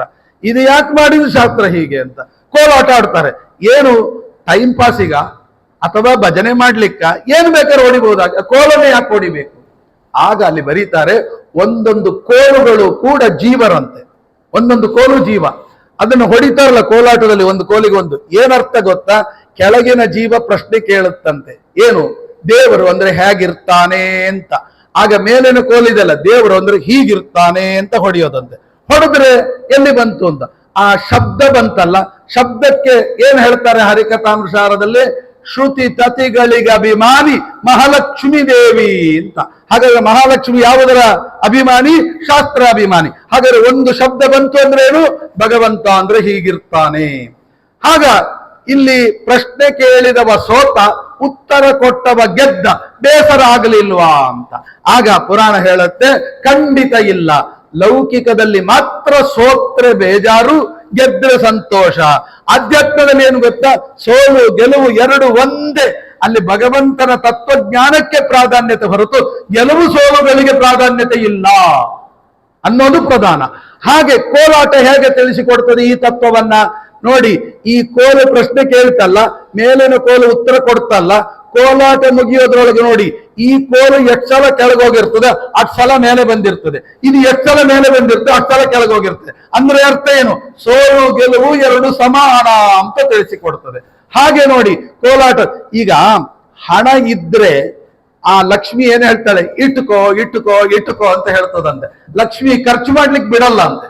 ಅದೇ ವಿದ್ಯೆ ಹಾಗಲ್ಲ, ಇಟ್ಕೋಬೇಡ, ಕೊಡು ಕೊಡು ಕೊಡು ಅಂತ ಹೇಳ್ತದೆ. ವಿದ್ಯೆ ನೋಡಿ, ಏನಾದ್ರೂ ಇದ್ರೆ ಅದನ್ನ ಇನ್ನೊಬ್ಬರಿಗೆ ಹಂಚಿಕೊಂಡಾಗಲೇ ಆನಂದ. ಹಣ ಇಟ್ಟುಕೊಂಡಾಗ ಆನಂದ, ವಿದ್ಯೆ ಹಂಚಿದಾಗ ಆನಂದ. ಈ ಕೋಲು, ಒಂದೊಂದು ಕೋಲು ಹೊಡೆದ ಮೇಲೆ ಅಷ್ಟು ಜ್ಞಾನ ಆಯಿತಲ್ಲ, ಭಗವಂತನ ತತ್ವವನ್ನು ತಿಳಿದ್ರಲ್ವಾ ಒಂದೊಂದು ಕೋಲು. ಈ ವಿದ್ಯೆ ಜಾಸ್ತಿ ಇಟ್ಟುಕೊಳ್ಳಿಕ್ಕಾಗಲ್ವಲ್ಲ, ಹಂಚಿದ್ರೆ ಮಾತ್ರ ತೃಪ್ತಿ ಅಲ್ವಾ? ಕೋಲಾಟ ನೋಡಿ, ಆಟ ಆಡ್ತಾನೆ, ಹೊಡಿತಾನೆ, ಹೊಡೆದ್ಮೇಲೆ ಏನಾಗ್ತದೆ? ಇಷ್ಟು ತತ್ವಜ್ಞಾನ ಬರ್ತದೆ. ತಕ್ಷಣ ಏನ್ ಮಾಡ್ತಾನೆ? ಪಕ್ಕದ ಕೋಲ್ನವನಿಗೆ ಹೊಡಿತಾನೆ. ನೋಡಿ, ದೇವರು ಅಂದ್ರೆ ಹೀಗಿರ್ತಾನೆ ಅಂತ. ಅವ್ರು ಏನ್ ಮಾಡ್ತಾರೆ? ಸುಮ್ ಕೊಡ್ತಾರ? ದೇವರು ಅಂದ್ರೆ ಹೀಗಿರ್ತಾನೆ ಅಂತ ಇನ್ನೊಬ್ಬನಿಗೆ ಹಂಚ್ತಾನೆ. ಅವ ಏನ್ ಮಾಡ್ತಾನೆ? ದೇವರು ಅಂದ್ರೆ ಹೀಗೆ ಅಂತ. ಒಬ್ಬೊಬ್ಬರಿಗೂ ಇಡೀ ಭಗವಂತನ ತತ್ವಜ್ಞಾನವನ್ನ ತುಂಬಿಕೊಳ್ತಾರೆ. ಆ ಭಗವಂತನ ತತ್ವಜ್ಞಾನವನ್ನ ತುಂಬಿಕೊಳ್ಳೋದೇ ಆ ಕೋಲಾಟದ ಪ್ರಧಾನ ಉದ್ದೇಶ. ಅಷ್ಟರೊಳಗೆ ಒಂದು ಹಾಡು ಬರುತ್ತೆ, ಏನು? ಇಷ್ಟು ದಿನ ವೈಕುಂಠ ಎಷ್ಟು ದೂರವಗೆನ್ನುತ್ತಲಿದ್ದೆ. ಇಷ್ಟು ವೈಕುಂಠ ಎಷ್ಟು ದೂರ ಅಂತ ಯೋಚನೆ ಮಾಡ್ತಾ ಇದ್ದೆ. ಅದ್ರಲ್ಲಿ ನೋಡಿ ಹಾಗೆ ಹೀಗೆ ಅಂತ ಹೇಳ್ದ. ಕೊನೆ ನೋಡಿ ನೋಡಿ, ಇಷ್ಟು ದಿನ ವೈಕುಂಠ ಎಷ್ಟು ದೂರವ ಎನ್ನುತ್ತಲಿದ್ದೆ ಅನ್ನುವಲ್ಲಿ ಆ ಕೊನೆ ನೋಡಿ ನೋಡಿ ಏನ್ ಹೇಳ್ತಾರೆ? ಕೊನೆ ನುಡಿಯಲ್ಲಿ ಭಾಗವತರ ಸಮ್ಮೇಳವ ಕಂಡೆ ಇದೇ ವೈಕುಂಠ ಅಂತಾರೆ. ಏನು ಭಾಗವತರ ಸಮ್ಮೇಳ? ನೋಡಿ, ಈ ಒಂದೊಂದು ಕೋಲುಗಳು ಹೊಡೆದಾಗ ಜ್ಞಾನವಾಗುತ್ತಲ್ಲ, ಹೀಗೆ ಜೀವರಾಶಿಗಳು ಒಂದೊಂದು ತತ್ವಜ್ಞಾನವನ್ನ ಇನ್ನೊಬ್ಬರಿಂದ ಕೇಳಿ ತಿಳ್ಕೊಳ್ಬೇಕು. ಕೋಲಾಟ ಮುಗಿಯೋದ್ರೊಳ ಕೋಲು ಎಷ್ಟು ತಿಂದಿರ್ತದೆ ಅಂದ್ರೆ ಅಷ್ಟು ತತ್ವಜ್ಞಾನ ಪಡೆದಿರ್ತದೆ. ಹಾಗಾದ್ರೆ ಭಗವಂತನ ತತ್ವಜ್ಞಾನವನ್ನ ಪಡೆದಿರುವ ಕೋಲುಗಳು ಯಾರಾದ್ರೂ? ಭಾಗವತರಾದ್ರು. ಭಾಗವತ ಅಂದ್ರೇನು? ಭಗವಂತನ ತತ್ವಜ್ಞಾನವನ್ನ ಪಡೆದ ಜೀವ ಅಂತ ಅರ್ಥ. ಹಾಗಾದ್ರೆ ಎಲ್ಲ ಕೋಲಾಟ ಮುಗಿಯುವಾಗ ಸುಮ್ಮನೆ ಹಿಂಗೆ ಹೊಡೆದು ಮುಗಿಸಲ್ಲ. ಏನ್ ಮಾಡ್ತಾರೆ? ಎಲ್ಲರೂ ಸೇರಿ ಒಮ್ಮೆಲೆ ಹೊಡಿತಾರೆ ನೋಡಿ. ಅಲ್ಲಿಗೆ ಕೋಲಾಟ ಮುಗಿಯಿತು. ಕೋಲಾಟ ಮುಗಿಯುವ ಕ್ರಮ ಹೇಗೆ? ಎಲ್ಲ ಕೋಲುಗಳು ಒಟ್ಟಿಗೆ. ಅದೇನು? ಒಂದೊಂದು ಕೋಲುಗಳು ಭಾಗವತರಾದ್ರೆ ಭಾಗವತರ ಸಮ್ಮೇಳವ ಕಂಡೆ ಅಂತ ಎಲ್ಲ ಒಟ್ಟಿಗೆ ಬಂದ್ರೆ ಅದೇ ವೈಕುಂಠ ಅಂತ. ಅಷ್ಟರೊಳಗೆ ಶ್ರೀನಿವಾಸ ಸಿಗುತ್ತಾನೆ. ಶ್ರೀನಿವಾಸನ ದರ್ಶನದಲ್ಲಿ ನಮ್ಮ ಈ ಕೋಲಾಟ ಪರಿಸಮಾಪ್ತಿ ಆಗತ್ತೆ ಅಂತ. ಒಂದು ಕೋಲಾಟದೊಳಗೆ ಇಷ್ಟು ತತ್ವ ಇದೆ. ಇದನ್ನು ನಾವು ಚಿಂತನೆ ಮಾಡ್ತಾ, ಕೃಷ್ಣನ ಕೈಯಲ್ಲಿ ಕಡೆ ಕೋಲು, ಕಡಗೋಲಲ್ಲ ಕಡೆ ಕೋಲು ಯಾಕೆ ಹಿಡ್ಕೊಂಡ ಅಂದರೆ ಅದು ಜೀವೋತ್ತಮರು ಎಂಬ ಚಿಂತನೆ. ಜೀವೋತ್ತಮರು ಯಾವುದಕ್ಕೆ ಅಭಿಮಾನಿ ದೇವತೆ? ಗದೆಗೆ ಅಭಿಮಾನಿ ದೇವತೆ. ಗದ ಬಲ ಸಂವಿಧಾತ್ಮ. ತಂತ್ರಸಾರ ಸಂಗ್ರಹದಲ್ಲಿ ಶ್ರೀಮದ್ ಆಚಾರ್ಯರು ಗದೆಗೆ ವಾಯುದೇವರು ಅಭಿಮಾನಿ ದೇವತೆಗಳು ಅಂತ ಸ್ಪಷ್ಟವಾಗಿ ಹೇಳಿದ್ದಾರೆ. ಹಾಗೆ ಎಡಗೈಯಲ್ಲಿ ಏನ್ ಹಿಡ್ಕೊಂಡಿದ್ದಾನೆ? ಹಗ್ಗ. ಆ ಹಗ್ಗ ಯಾರು ಅಂತ ಪ್ರಶ್ನೆ ಮಾಡಿದ ಶ್ರೀನಿವಾಸ ಕಲ್ಯಾಣ ನೋಡಿ. ಪರಮಾತ್ಮ ಬೇಟೆಗೆ ಹೊರಟಿದ್ದ. ಬೇಟೆಗೆ ಹೊರಟಾಗ ವಾಯುದೇವರು ಕುದುರೆಯಾದ್ರು ಅಂತುಂಟು. ಕೊನೆಗೆ ಅದಕ್ಕೊಂದು ಹಗ್ಗ ಕಟ್ಟಬೇಕಲ್ಲ ಅಂದ್ರು. ಯಾರು ಹಗ್ಗ ಅಂತ? ವಾಯು. ಅದಕ್ಕೆ ಹೇಳ್ತಾರೆ ರಜ್ಜುಸ್ತತ್ವಾಭಿಮಾನಿನಿ, ಮಹಾಲಕ್ಷ್ಮಿ ದೇವಿಯ ಹಗ್ಗ ಆದ್ಲು ಅಂತ. ಹಾಗಾದ್ರೆ ಹಗ್ಗ ಯಾರು? ಮಹಾಲಕ್ಷ್ಮಿ. ಶಂಖಕ್ಕೆ ಅಭಿಮಾನಿ ಯಾರು? ಮಹಾಲಕ್ಷ್ಮಿ. ಹಾಗಾದ್ರೆ ಕೃಷ್ಣ ಕೈಯಲ್ಲಿ ಏನು ಹಿಡ್ಕೊಂಡ? ಶಂಖ ಗದೆಗಳನ್ನ ಹಿಡ್ಕೊಂಡ. ಅದೇ ಭಾಗವತಲ್ಲಿ ಹೇಳ್ತೋ ಏನಂತ? ತಮದ್ಭುತಂ ಬಾಲಕಮಂಬುಜಕ್ಷಣಂ ಚತುರ್ಭುಜಂ ಶಂಖ ಗದಾದಿ ಆಯುಧಂ. ನೋಡಿ, ಭಾಗವತವೇ ಇಲ್ಲಿ ಕೃಷ್ಣನ ದರ್ಶನದಲ್ಲಿ ಬಂತು. ಇಷ್ಟು ಸುಲಭವಾಗಿ ನೋಡಬಹುದಾ? ಪ್ರಶ್ನೆ ಇಲ್ಲ, ಹಾಗೆ ನೋಡೋ ಹಾಗಿಲ್ಲ. ಮತ್ತೆ ಏನು ನೋಡಿ, ಎಷ್ಟು ಕಷ್ಟಪಟ್ಟು ತೋರಿಸ್ತಾರೆ. ಯಾಕೆ ಹೇಳಿ? ಅಲ್ಲೊಂದು ಕನಕನ ಕಿಂಡಿ ಅಂತ, ಅದು ಹೊರಗಡೆ ಆಯ್ತು. ಒಳಗಡೆ ಬನ್ನಿ, ನವಗ್ರಹ ಕಿಂಡಿ ಅಂತ ಅಲ್ಲಿ ಬರ್ದಿದ್ದಾರೆ. ಈ ನವಗ್ರಹ ಕಿಂಡಿ ಅಂದ್ರೆ ಏನು? ಎಷ್ಟೋ ಜನರು ಕೇಳಿಬೇಕು, ನವಗ್ರಹ ಕಿಂಡಿ ಅಂದ್ರೆ ಏನು? ಅದೇ ನವಗ್ರಹಗಳು ಸೂರ್ಯ, ಚಂದ್ರ, ಮಂಗಳ, ಬುಧ. ಈ ಕಿಂಡಿಯಲ್ಲಿ ಕೃಷ್ಣನ್ ದರ್ಶನ ಮಾಡಿಬಿಟ್ರೆ ಗ್ರಹಚಾರಗಳು ಉಂಟಾಗೋದಿಲ್ಲ, ಹೀಗೆಲ್ಲ ಹೇಳ್ಬಿಟ್ಟು ತಪ್ಪು ಕಲ್ಪನೆ, ಸರಿಯಾದ ತಿಳುವಳಿಕೆ ಇಲ್ಲದೆ ದರ್ಶನ ಮಾಡೋ ಹಾಗಿಲ್ಲ. ಮತ್ತೆ ಯಾಕೆ ಅದು ನವಗ್ರಹ? ನವಗ್ರಹ ಅಂತ ಹೆಸರೌದು. ನವಗ್ರಹ ಅಂದ್ರೆ ಏನು? ಈ 9 ಗ್ರಹಗಳಲ್ಲ. ಮತ್ತೆ ಏನು? ನವ ಅನ್ನುವ ಶಬ್ದಕ್ಕೆ ಸಂಸ್ಕೃತದಲ್ಲಿ 9 ಅಂತ ಹೇಗೆ ಅರ್ಥ ಇದೆಯೋ ಇನ್ನೊಂದು ಅರ್ಥ ಇದೆ. ಯಾವುದದು? ಹೊಸ ಅಂತ ಅರ್ಥ. ನವವಸ್ತ್ರ ಅಂದ್ರೇನು? ಹೊಸ ವಸ್ತ್ರ ಅಂತ ಅರ್ಥ. ನವ ಅನ್ನುವ ಶಬ್ದಕ್ಕೆ ಹೊಸ. ಗೃಹ ಅಂದ್ರೇನು? ಸಂಸ್ಕೃತದಲ್ಲಿ ಗೃಹ ಅಂದ್ರೆ ಗೃಹಾತೀತಿ ಗ್ರಹ ಅಂದ್ರೇನು? ಸ್ವೀಕಾರ ಮಾಡೋದು ಅಂದ್ರೇನು? ಕೃಷ್ಣನ ದರ್ಶನ ಹೇಗ್ ಮಾಡಬೇಕು? ಒಂದೇ ತರ ಮಾಡಬಾರ್ದಂತೆ. ದಿನ ದಿನ ಹೊಸ ಹೊಸ ರೂಪವನ್ನು ನೋಡ್ಬೇಕಂತೆ. ಇವತ್ತು ನೋಡಿದ ಕೃಷ್ಣ ನಾಳೆ ನೋಡಬಾರ್ದು.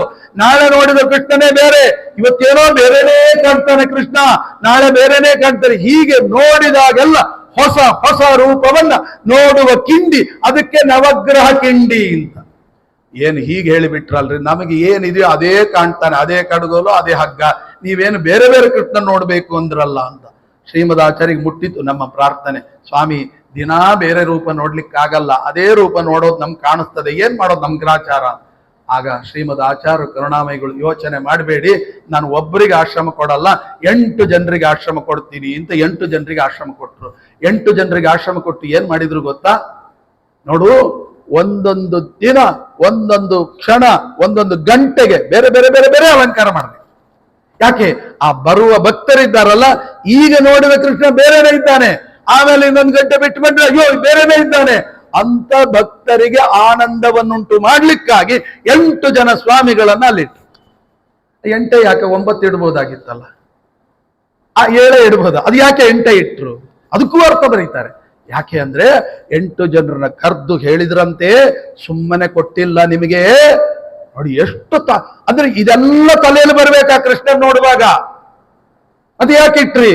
8 ಜನ ಯಾಕೆ ಇಟ್ರಿ? ನೋಡಿ, ಒಳಗಿರ್ತಕ್ಕಂಥ ಕೃಷ್ಣ ಇದ್ದಾನಲ್ಲ, ಅವ ಸಾಮಾನ್ಯನಲ್ಲ. ಮತ್ತೆ ಯಾರು? ಓಂಕಾರ ಪ್ರತಿಪಾದ್ಯ. ಓಂಕಾರ ಪ್ರತಿಪಾದ್ಯರಾದವನೇ ಇಲ್ಲಿದ್ದಾನೆ. ಹೌದಾ? ಓಂಕಾರ ಪ್ರತಿಪಾದ್ಯಕ್ಕೆ ಯಾಕೆ? ಓಂಕಾರದಲ್ಲಿ ಎಷ್ಟು ಅಕ್ಷರ ಇದೆ? 8 ಅಕ್ಷರ ಇದೆ. ಅಕಾರ, ಉಕಾರ, ಮಕಾರ, ನಾದ, ಬಿಂದು, ಘೋಷ, ಶಾಂತ, ಅತಿಶಾಂತ ಅಂತ 8. ಆ 8 ಅಕ್ಷರಗಳ ಪ್ರತಿರೂಪವೇ 8 ಜನ ಯತಿಗಳು. ಯಾವ್ದಕ್ಕೆ ಗೊತ್ತಾ? ಹೌದು, ಒಂದೊಂದು ಕೇಳಿದೆ. ಆ 8 ಮಠಗಳಲ್ಲಿ ಜ್ಯೇಷ್ಠ ಮಠ ಯಾವುದು ಗೊತ್ತಾ? ಮೊದಲಿಗೆ ನಿಲ್ಲುವ ಮಠ ಯಾವುದು ಗೊತ್ತಾ? ಪಲಿಮಾರು ಮಠ. ಆ ಪಲಿಮಾರು ಸ್ವಾಮಿಗಳವರಿಗೆ ಯಾವ ಮೂರ್ತಿಯನ್ನು ಕೊಟ್ಟಿದ್ದಾರೆ ಶ್ರೀಮದಾಚಾರ್ಯರು ಗೊತ್ತಾ? ರಾಮಚಂದ್ರ ದೇವರ ಪ್ರತಿಮೆಯನ್ನು ಕೊಟ್ಟಿದ್ದಾರೆ. ಯಾಕೆ ಗೊತ್ತಾ ರಾಮಚಂದ್ರ ದೇವರ ಪ್ರತಿಮೆಯನ್ನು ಕೊಟ್ಟದ್ದು? ಆ ಓಂಕಾರದಲ್ಲಿ ಮೊದಲನೇ ಅಕ್ಷರ ಯಾವುದು? ಅಕಾರ. ಅಕಾರ ಪ್ರತಿಪಾದ್ಯನಾದವನು ಯಾರು? ರಾಮಚಂದ್ರ. ಆದ್ದರಿಂದ ಅಕಾರ ಪ್ರತಿಪಾದ್ಯವಾದ ಪ್ರತಿಮೆಯನ್ನು ಇಟ್ಟುಕೊಂಡು ಇದರಿಂದ ಈ ಕೃಷ್ಣ ಅಭಿನ್ನ ಅಂತ ಉಪಾಸನೆ ಮಾಡಿ ಅಂತ ಶ್ರೀಮದಾಚಾರ್ಯರು ಕೊಟ್ಟದ್ದು. ಅದಕ್ಕೆ ಆನಂದ ರೂಪೋ ನಿಷ್ಪರಿಮಾಣಯೇಶಃ ರಾಮಶ್ಚೈತಸ್ಮಾದ್ ರಮತೆ ತೇನ ರಾಮಃ. ಅಕಾರದಿಂದ ರಾಮ ಪ್ರತಿಪಾದ್ಯ ಅಂತ ತೋರಿಸಿದ್ರು. ಆಮೇಲೆ ಅಕಾರ ಆದ್ಮೇಲೆ ಯಾವುದು? ಎರಡನೇದು ಉಕಾರ. ಹೂ ಅಂದ್ರೇನು? ಉಗ್ರ ರೂಪ ಅಂದ್ರು. ಉಗ್ರ ರೂಪ ಯಾವುದು? ನರಸಿಂಹ ಅಂದ್ರು. ಅದು ಯಾರು ಗೊತ್ತ? ಎರಡನೇ ಮಠ ಅಂದ್ರೆ ನಮ್ಮ ಕಾಣಿಯೂರು ಮಠ. ಕಾಣಿಯೂರು ಮಠಕ್ಕೆ ನೋಡಿ, ಬೇರೆ ಯಾವ ಮಠಕ್ಕೂ ಕೂಡ ನರಸಿಂಹದೇವರು ಕೊಟ್ಟಿಲ್ಲ, ಅವರಿಗೆ ಮಾತ್ರ ಕೊಟ್ಟಿದ್ದಾರೆ. ಅಕಾರದ್ದು ರಾಮಚಂದ್ರ, ಉಕಾರದ್ದು ನರಸಿಂಹ, ಕೊನೆಗೆ ಮಕಾರ. ಮಕಾರಕ್ಕೆ ಯಾರು ಅಂದ್ರೆ ಮಾ ಅಂದ್ರೆ ಜ್ಞಾನ. ಮಾಂಗ ಮಾನೆ ಇತ್ಯಸ್ಮಾತ್ ಧಾತು. ಮಾ ಅಂದ್ರೆ ಜ್ಞಾನ.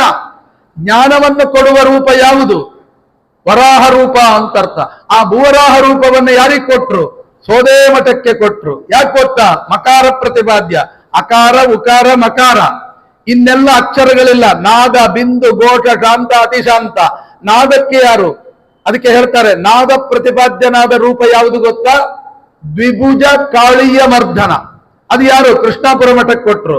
ಆಮೇಲೆ ನಾದ ಬಿಂದು, ಬಿಂದುಗೆ ಅಭಿಮಾನಿ ದೇವತೆ ಯಾರು ಗೊತ್ತಾ? ಚತುರ್ಭುಜ ಕಾಳಿಯ ಮರ್ದನ ಅಗಮಾರ ಸ್ವಾಮಿಗಳಿಗೆ ಕೊಟ್ರು. ಆಮೇಲೆ ನಾದ ಬಿಂದು, ಘೋಷ, ಶಾಂತ, ಅತಿಶಾಂತ, ಈ ಮೂರಕ್ಕೂ ಒಂದೇ ರೂಪ, ವಿಠ್ಠಲ ರೂಪ. ಬಿಂದು ನಾದ ಬಿಂದು, ಘೋಷ, ಶಾಂತ, ಅತಿಶಾಂತ, ಏನು ಅದು ಒಂದೇ ಏರಿಳಿತಗಳಷ್ಟೇ, ವ್ಯತ್ಯಾಸ ಇಲ್ಲ, ಎಲ್ಲ ವಿಠ್ಠಲ್ ರೂಪ. ಅದಕ್ಕೇನು ಮಾಡಿದ್ರು? ಬಿಂದು, ಆ ಬಿಂದುವಿಗೆ ಅಭಿಮಾನಿ ದೇವತೆ ವಿಠ್ಠಲ, ಅವನು ಯಾರಿಗೆ ಕೊಟ್ರು? ಸಾಕ್ಷಾತ್ ಪೇಜಾವರ ಮಠಕ್ಕೆ ಕೊಟ್ರು. ಬಿಂದು ಬಿಂದು ಘೋಷ, ಶಾಂತ, ಅತಿಶಾಂತ. ಶಾಂತ ರೂಪ ಯಾವುದು ಅಂತ ಕೇಳಿದಾಗ ಇದು ಪುತ್ತಿಗೆ ಮಠ, ಪುತ್ತಿಗೆ ಮಠಕ್ಕೆ ವಿಠ್ಠಲ್ನ ಕೊಟ್ರು. ಇನ್ನೊಂದು ಅತಿಶಾಂತ ಶಿರೂರು ಮಠಕ್ಕೆ, ಪೇಜಾವರ ಹಾಗೂ ಪುತ್ತಿಗೆ ಹಾಗೂ ಶಿರೂರು, ಈ ಮೂರು ಮಠಕ್ಕೂ ಕೂಡ ವಿಠ್ಠಲ್ ರೂಪ ಪ್ರತಿಮೆಯನ್ನು ಕೊಟ್ರು. ಈ 8 ಪ್ರತಿಮೆಗಳಿಂದ ಅಭಿನ್ನವಾದ ರೂಪವೇ ಒಳಗಿರತಕ್ಕಂತ ಶ್ರೀಕೃಷ್ಣ ಅಂತ ಉಪಾಸನೆ ಮಾಡಿ ಅಂಕ ಕೊಟ್ಟದ್ದು 8 ಜನ ಯತಿಗಳಿಗೆ ಅಂತ ಉಪಾಸನೆ ಮಾಡ್ಬೇಕಂತೆ.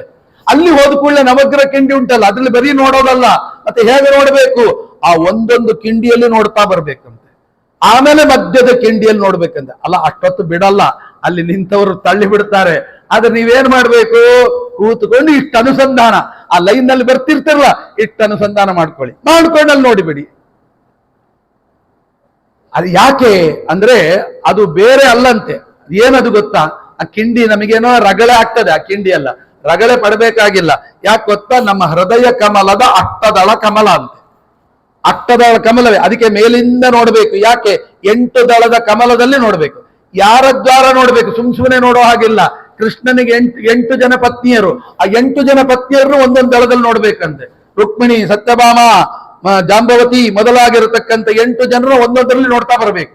ಈ 8 ಜನರ ಮಧ್ಯದಲ್ಲಿ ಏನು ಕಿಂಡಿ ಇದೆಯಲ್ಲ, ಅದೇ ಬಿಂಬರೂಪನಾದ ಪರಮಾತ್ಮ ಅಂತ ಒಳಗಡೆ ಚಿಂತನೆ ಮಾಡಿಕೊಂಡು ಆ ಕೃಷ್ಣ ನೋಡಿದಾಗ, ಈ ಕೃಷ್ಣ ಬೇರೆಯಲ್ಲ, ನನ್ನ ಬಿಂಬರೂಪನಾದ ಪರಮಾತ್ಮ ಬೇರೆಯಲ್ಲ ಅಂತ ಚಿಂತನೆ ಮಾಡಿದರೆ ಎಂಥ ದೊಡ್ಡ ದರ್ಶನ ನೋಡಿ.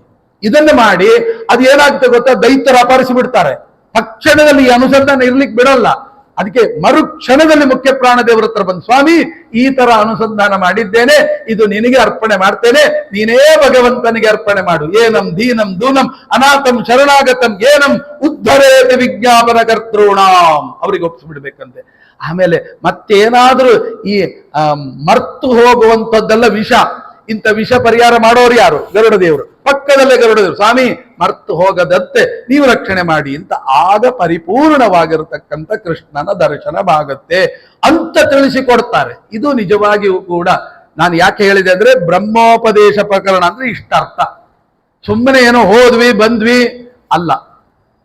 ತಿರುಪತಿ ತಿಮ್ಮಪ್ಪನ ಹತ್ರ ಹೋಗ್ತೀರಿ, ಶಾಸ್ತ್ರವನ್ನ ಓದಿ ತಿಮ್ಮಪ್ಪನ ಹತ್ರ ಹೋಗೋದು ಬೇರೆ, ಸುಮ್ಮನೆ ಹೋಗೋದು ಬೇರೆ. ಏನ್ರಿ ವ್ಯತ್ಯಾಸ ಅಂತ. ಈಗ ಹೋದ್ರೆ ಏನಾಗ್ತದೆ ನಮಗೆ? ಅಲ್ಲಿ ಹೋದ್ರೆ ಶಾಸ್ತ್ರ ಓದದೆ ಹೋಗ್ರಿ, ಆ ಬಂಗಾರ, ಆಭರಣ, ಆ ವಜ್ರ ವೈಡೂರ್ಯ ಕಿರೀಟ ಇದೆಲ್ಲ ನೋಡೋ ಹಬ್ಬ ಅಂತ ಅನ್ನದೆ, ಏನು ಪ್ರಯೋಜನ ಇಲ್ಲ. ಮತ್ತೆ ಏನ್ ನೋಡ್ಬೇಕಂತೆ?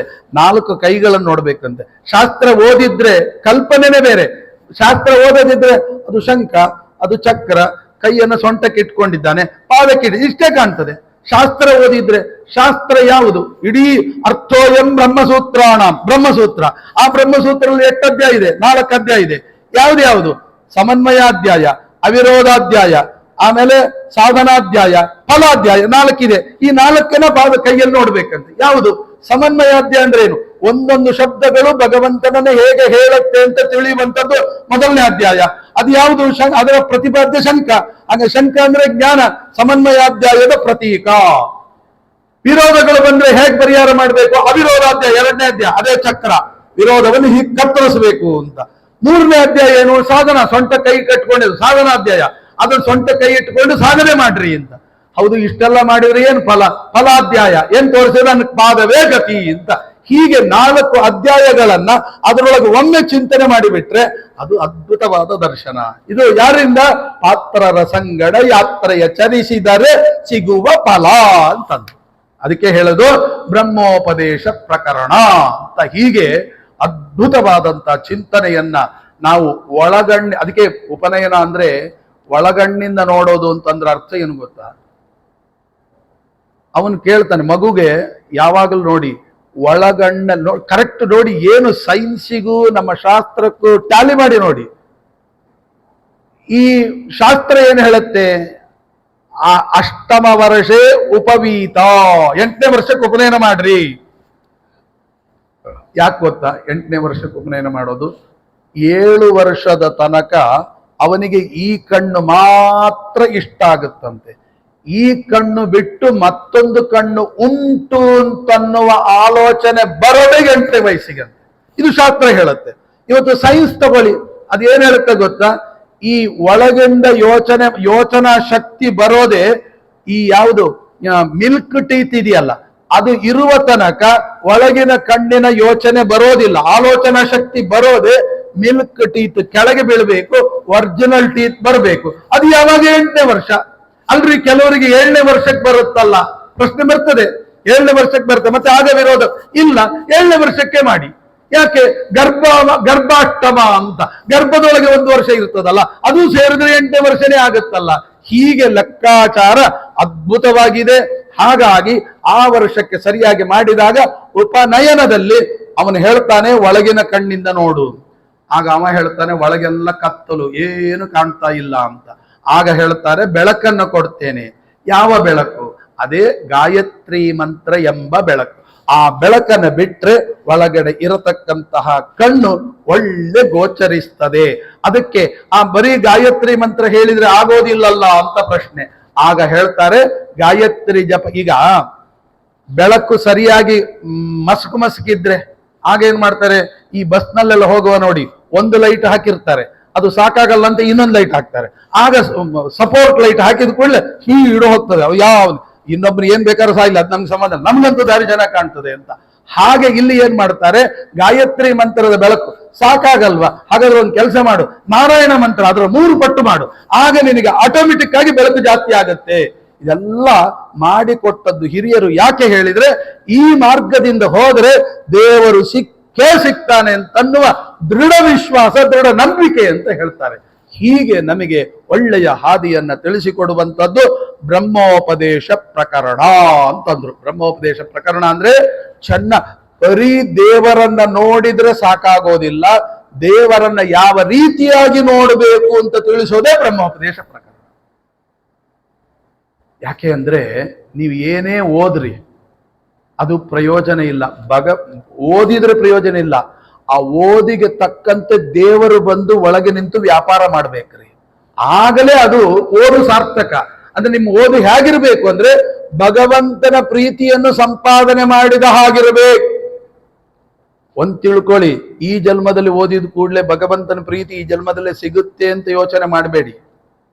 ಯಾವುದೋ ಜನ್ಮದಲ್ಲಿ ಸಿಗ್ಬೋದು, ಹೇಳಲಿಕ್ಕೆ ಬರಲ್ಲ.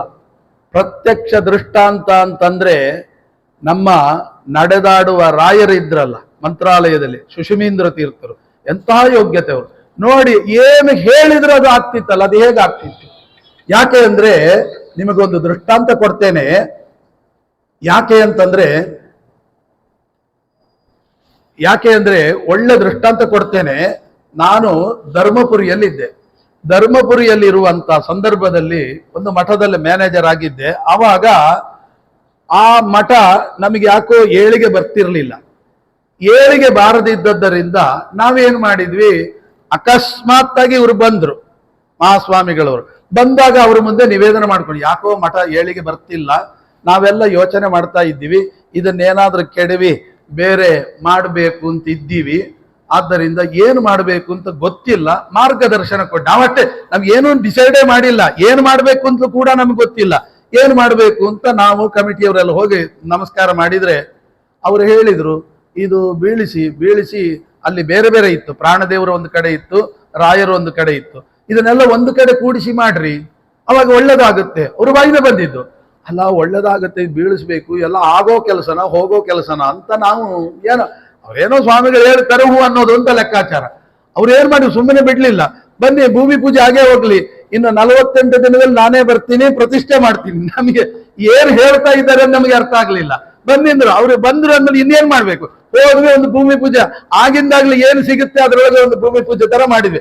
ಭೂಮಿ ಪೂಜೆ ಆಗಿದೆ, 48 ದಿನದಲ್ಲಿ ಒಂದು ಮಂಡಲದೊಳಗೆ ಪ್ರತಿಷ್ಠೆ ಆಗುತ್ತೆ, ನಾನೇ ಬರ್ತೀನಿ. ಏನ್ ಮಾಡ್ಬೇಕು ನಮ್ಗೆ ಏನು ತಲೆ ಬುಡ ಅರ್ಥ ಆಗ್ಲಿಲ್ಲ. ಕೂತ್ಕೊಂಡೆಲ್ಲ ಮಾತಾಡಿದ್ಮೇಲೆ ಆಯ್ತು, ಅವ್ರ ಬಾಯಿಂದ ಬಂದಿದ್ದಾರೆ, ಮಾಡೋಣ, ಅವ್ರನ್ನ ಕೇಳೋಣ ಇವ್ರನ್ನ ಕೇಳೋಣ, ಏನೇನೋ ಆಯ್ತು. ಒಂದಿನ ಅದಕ್ಕೆ ಹೋಯ್ತು. ಎರಡನೇ ದಿನ ಅವ್ರು ನಾನು ಇಟ್ಕೊಡ್ತೀನಿ ಅವ್ನ ಮಾಡೇ ಬಿಡ್ರಿ, ಕೈ ಹಾಕಿ ಬಿಡ್ರಿ, ಎಲ್ಲ ಒಡೆದಾಯ್ತು, ಡೆಮಾಲಿಶ್ ಆಯ್ತು, ಪ್ರತಿಷ್ಠೆ ಇದಾಯ್ತು. ಇನ್ನೇನ್ 48 ದಿನ ಕರೆಕ್ಟ್ ಆಗಿ ನಾವು ಕರೆದಿಲ್ಲ, ಅವರೇ ಬಂದ್ರು 48 ದಿನ ಪ್ರತಿಷ್ಠೆಗೆ ಬಂದಿದ್ದೀನಿ ಅಂತ. ನಮಗೆ ಆಶ್ಚರ್ಯ. ಅದಕ್ಕೆ ರೆಡಿ ಆಗಿತ್ತು. ನಾವೇನು 48 ದಿನ ಅಂದ್ರೆ ಎಲ್ಲಿ 48 ದಿನ ಆಗುತ್ತೆ, ಆಮೇಲೆ ಹೋಗಿ ಕರೆಯೋಣ. 48 ಅಂದ್ರೆ ಪುಣ್ಯಕ್ಕೆ ಅಷ್ಟರೊಳಗೆಲ್ಲ ರೆಡಿ ಆಗಿತ್ತು. ಅವ್ರು ನಾಳೆ ಬರ್ತಾ ಇದ್ದೀನಿ ಅನ್ಕೊಳ್ಳಿ, ಎಲ್ಲ ರೆಡಿ ಮಾಡಿದ್ವಿ, ಹೋಮ ಗಿಮ ಎಲ್ಲ ಮಾಡಿ ಅವ್ರ ಕೈಯಿಂದ ಪ್ರತಿಷ್ಠೆನೆ, ಗರ್ಭಗುಡಿ ಪೂರ್ತಿ ದೊಡ್ಡ ಬಿಲ್ಡಿಂಗ್ ಆಗದೇ ಇರ್ಬೋದು, ಆದ್ರೆ ಪ್ರತಿಷ್ಠೆಯಾಗಿ ಒಂದೇ ಕಡೆ ಕೂತು ಆ ಪ್ರಾಣದೇವರು, ರಾಯರು, ವಿಠ್ಠಲ ಎಲ್ಲ ಒಂದೇ ಕಡೆ ಆಗಿ ಅವರ ಕೈಯಿಂದ ಪ್ರತಿಷ್ಠೆ ಆಗಿ ಏನು ಮಿರಾಕಲ್ ಅನ್ನು ನಮಗೆ ಇನ್ನೂ ತನಕ ಅದು ಕನಸಾಗೆ ಉಳಿದಿದೆ ಹೊರತು ಅದು ನಿಜವಂತ ಇನ್ನೂ ಜೀರ್ಣ ಮಾಡ್ಕೊಳ್ಳಿಕ್ಕೆ ಅವರ ಬಾಯಿಂದ ಬಂದಿದ್ದೇ ಒಂದೇ ಮಾತು. ಇದು ಹೇಗೆ ಸಾಧ್ಯ? ಭಗವಂತ ನುಡಿಸ್ತಾನೆ. ಯಾಕೆ? ಭಗವಂತ ಶಾಸ್ತ್ರವನ್ನ ಯಾರು ಚೆನ್ನಾಗಿ ತಿಳಿದಿರ್ತಾರೆ, ಈ ಜನ್ಮದಲ್ಲೇ ತಿಳಿದಿರ್ಬೇಕು ಅಂತ ಏನಿಲ್ಲ, ಜನ್ಮಾಂತರದಲ್ಲಿ ತಿಳಿದಿದ್ರು ಭಗವಂತ ವಿಶೇಷ ಸನ್ನಿಧಾನವ ಅವರಲ್ಲಿ ಇಟ್ಟು ವ್ಯಾಪಾರ ಮಾಡಿಸ್ತಾನೆ ಅಂತ ಅನ್ಲಿಕ್ಕೆ ನಿಜವಾಗಿಯೂ ಒಂದು ನಡೆದಾಡುವ ರಾಯರು ಅಂದ್ರೆ ಹಾಗಿದ್ರು ಅಂತ ಅನ್ನೋದನ್ನ ಅವರು ನಮ್ಮ ಕಣ್ಣಿಗೆ ಅವರಾಗೆ ಕಾಣ್ತಿರ್ಲಿಲ್ಲ, ರಾಯರಾಗೆ ನಮಗೆ ಕಾಣ್ತಾ ಇದ್ರು. ಆ ರೀತಿಯಾಗಿ ಒಂದು ಅದ್ಭುತವಾದಂತಹ ಚಿಂತನೆಯನ್ನ ನಾವು ಯಾಕೆ ಹೇಳಿದೆ ಅಂದ್ರೆ, ಶಾಸ್ತ್ರ ಓದಿದ್ರೆ ಸಾಕಾಗೋದಿಲ್ಲ, ಭಗವಂತ ನಿಂತು ಒಳಗೆ ನಿಂತು ವ್ಯಾಪಾರ ಮಾಡಿಸ್ಬೇಕು. ಆ ರೀತಿಯಾಗಿ ಅಂಥ ಬ್ರಹ್ಮೋಪದೇಶ ಪಡಿಬೇಕು ಅಂತಂದ್ರೆ ನೀವು ಗಾಯತ್ರಿ ಮಂತ್ರ, ನಮ್ಮ ಗೋಪಾಲದಾಸರು ಈ ಪ್ರಾಂತದವರೇ ಎಂತ ಒಂದು ಗಾಯತ್ರಿ ಮಂತ್ರ ಏನನ್ನು ಸಾಧಿಸಬಹುದು ಅಂತ ತೋರಿಸಿಕೊಟ್ಟ ಮಹಾನುಭಾವರು ಅಲ್ಲ, ಅವರು ಅಪರೋಕ್ಷ ಜ್ಞಾನಿಗಳು. ಆದರೆ ಒಂದು ಗಾಯತ್ರಿ ಮಂತ್ರದಿಂದ ಏನನ್ನ ಮಾಡಬಹುದು, ಅಕ್ಷರ ಲಕ್ಷ ಅಂತಿದೆ. ಯಾವುದೇ ಮಂತ್ರಕ್ಕೆ ಎಷ್ಟು ಅಕ್ಷರಗಳಿರ್ತದೆ ಅಷ್ಟು ಲಕ್ಷ ಜಪ ಮಾಡಿದ್ರೆ ನೀವು ಹೇಳಿದಾಗ ಕೇಳುತ್ತಂತೆ ಆ ಮಂತ್ರ, ನೀವು ಹೇಳಿದಾಗ ಕೇಳುತ್ತೆ. ನಿಷ್ಠೆಯಿಂದ ಮಾಡಬೇಕಷ್ಟೆ ಗಾಯತ್ರಿ ಮಂತ್ರವನ್ನ. ಹಾಗಾಗಿ ನಾನು ಎಲ್ಲಾ ಕಡೆ ಹೇಳ್ತಾ ಇರ್ತೇನೆ, ಯಾರಾದರೂ ಉಪನಯನ ಮಾಡಿಸಿ ಅಂತ ಕೇಳಿದ್ರೆ ನಾನು ಹೇಳೋದು ಮೊದಲನೇ ಮಾತು, ನಾನು ನಿಮಗೆ ಬಂದು ಉಪನಯನ ಮಾಡಿಸ್ಬೇಕಾದ್ರೆ ನಾನು ಸುಮ್ಮನೆ ಮಾಡಿಸಲ್ಲ, ಮಾಡಬೇಕಾದ್ರೆ ಕನಿಷ್ಠ ಪಕ್ಷ 24,000 ಗಾಯತ್ರಿ ಜಪ ಮಾಡಿದ್ರೆ ಮಾತ್ರ ಉಪದೇಶ. ಬರೀ ಸಂಧ್ಯಾವಂದನೆಲ್ಲ ಕೌಂಟ್ ಮಾಡಿದ್ರೆ ಬರಲ್ಲ. ಸಂಧ್ಯಾವಂದನೆ ಬಿಟ್ಟು ಮತ್ತೆ ಆಚಮನ ಮಾಡಿ, ಪ್ರಾಣಾಯಾಮ ಮಾಡಿ, ಸಂಕಲ್ಪ ಮಾಡಿ, ಮಮ ಕುಮಾರಸ್ಯ ಬ್ರಹ್ಮೋಪದೇಶಾಧಿಕಾರ ಸಿದ್ಧ್ಯರ್ಥೆ 24,000 ಗಾಯತ್ರಿ ಮಧ್ಯೆ ಅಸ್ಮಿನ್ ದಿನ ಯಥಾಶಕ್ತಿ ಗಾಯತ್ರಿ ಮಂತ್ರ ಜಪಂ ಕರಿಷ್ಯೆ ಅಂತೇಳಿ ಪ್ರಾಣಾಯಾಮ ಮಾಡಿ, ಅಂಗನ್ಯಾಸ ಕರನ್ಯಾಸ ಮಾಡಿ, ಧ್ಯಾನ ಶ್ಲೋಕವನ್ನು ಹೇಳಿ, ದೇಯಸ್ಸದಾ ಸವಿತ್ರ ಮಂಡಲ ಮಧ್ಯವರ್ತಿ, ಆಮೇಲೆ ಗಾಯತ್ರಿ ಜಪವನ್ನ ಮಾಡಿ, ಮತ್ತೆ ಪ್ರಾಣಾಯಾಮ, ಅಂಗನ್ಯಾಸ, ಕರನ್ಯಾಸ ಮಾಡಿ ಕೃಷ್ಣಾರ್ಪಣ ಬಿಡ್ಬೇಕು. ಅವತ್ತಿಂದು ಎಷ್ಟಾಗುತ್ತೋ ಅಷ್ಟು. ಅಂತೂ ಊಟ ಆದ್ಮೇಲೆ, ಊಟಕ್ಕಿಂತ ಮುಂಚೆ ಯಾವಾಗ ಬೇಕಾದ್ರೂ ಮಾಡಿ.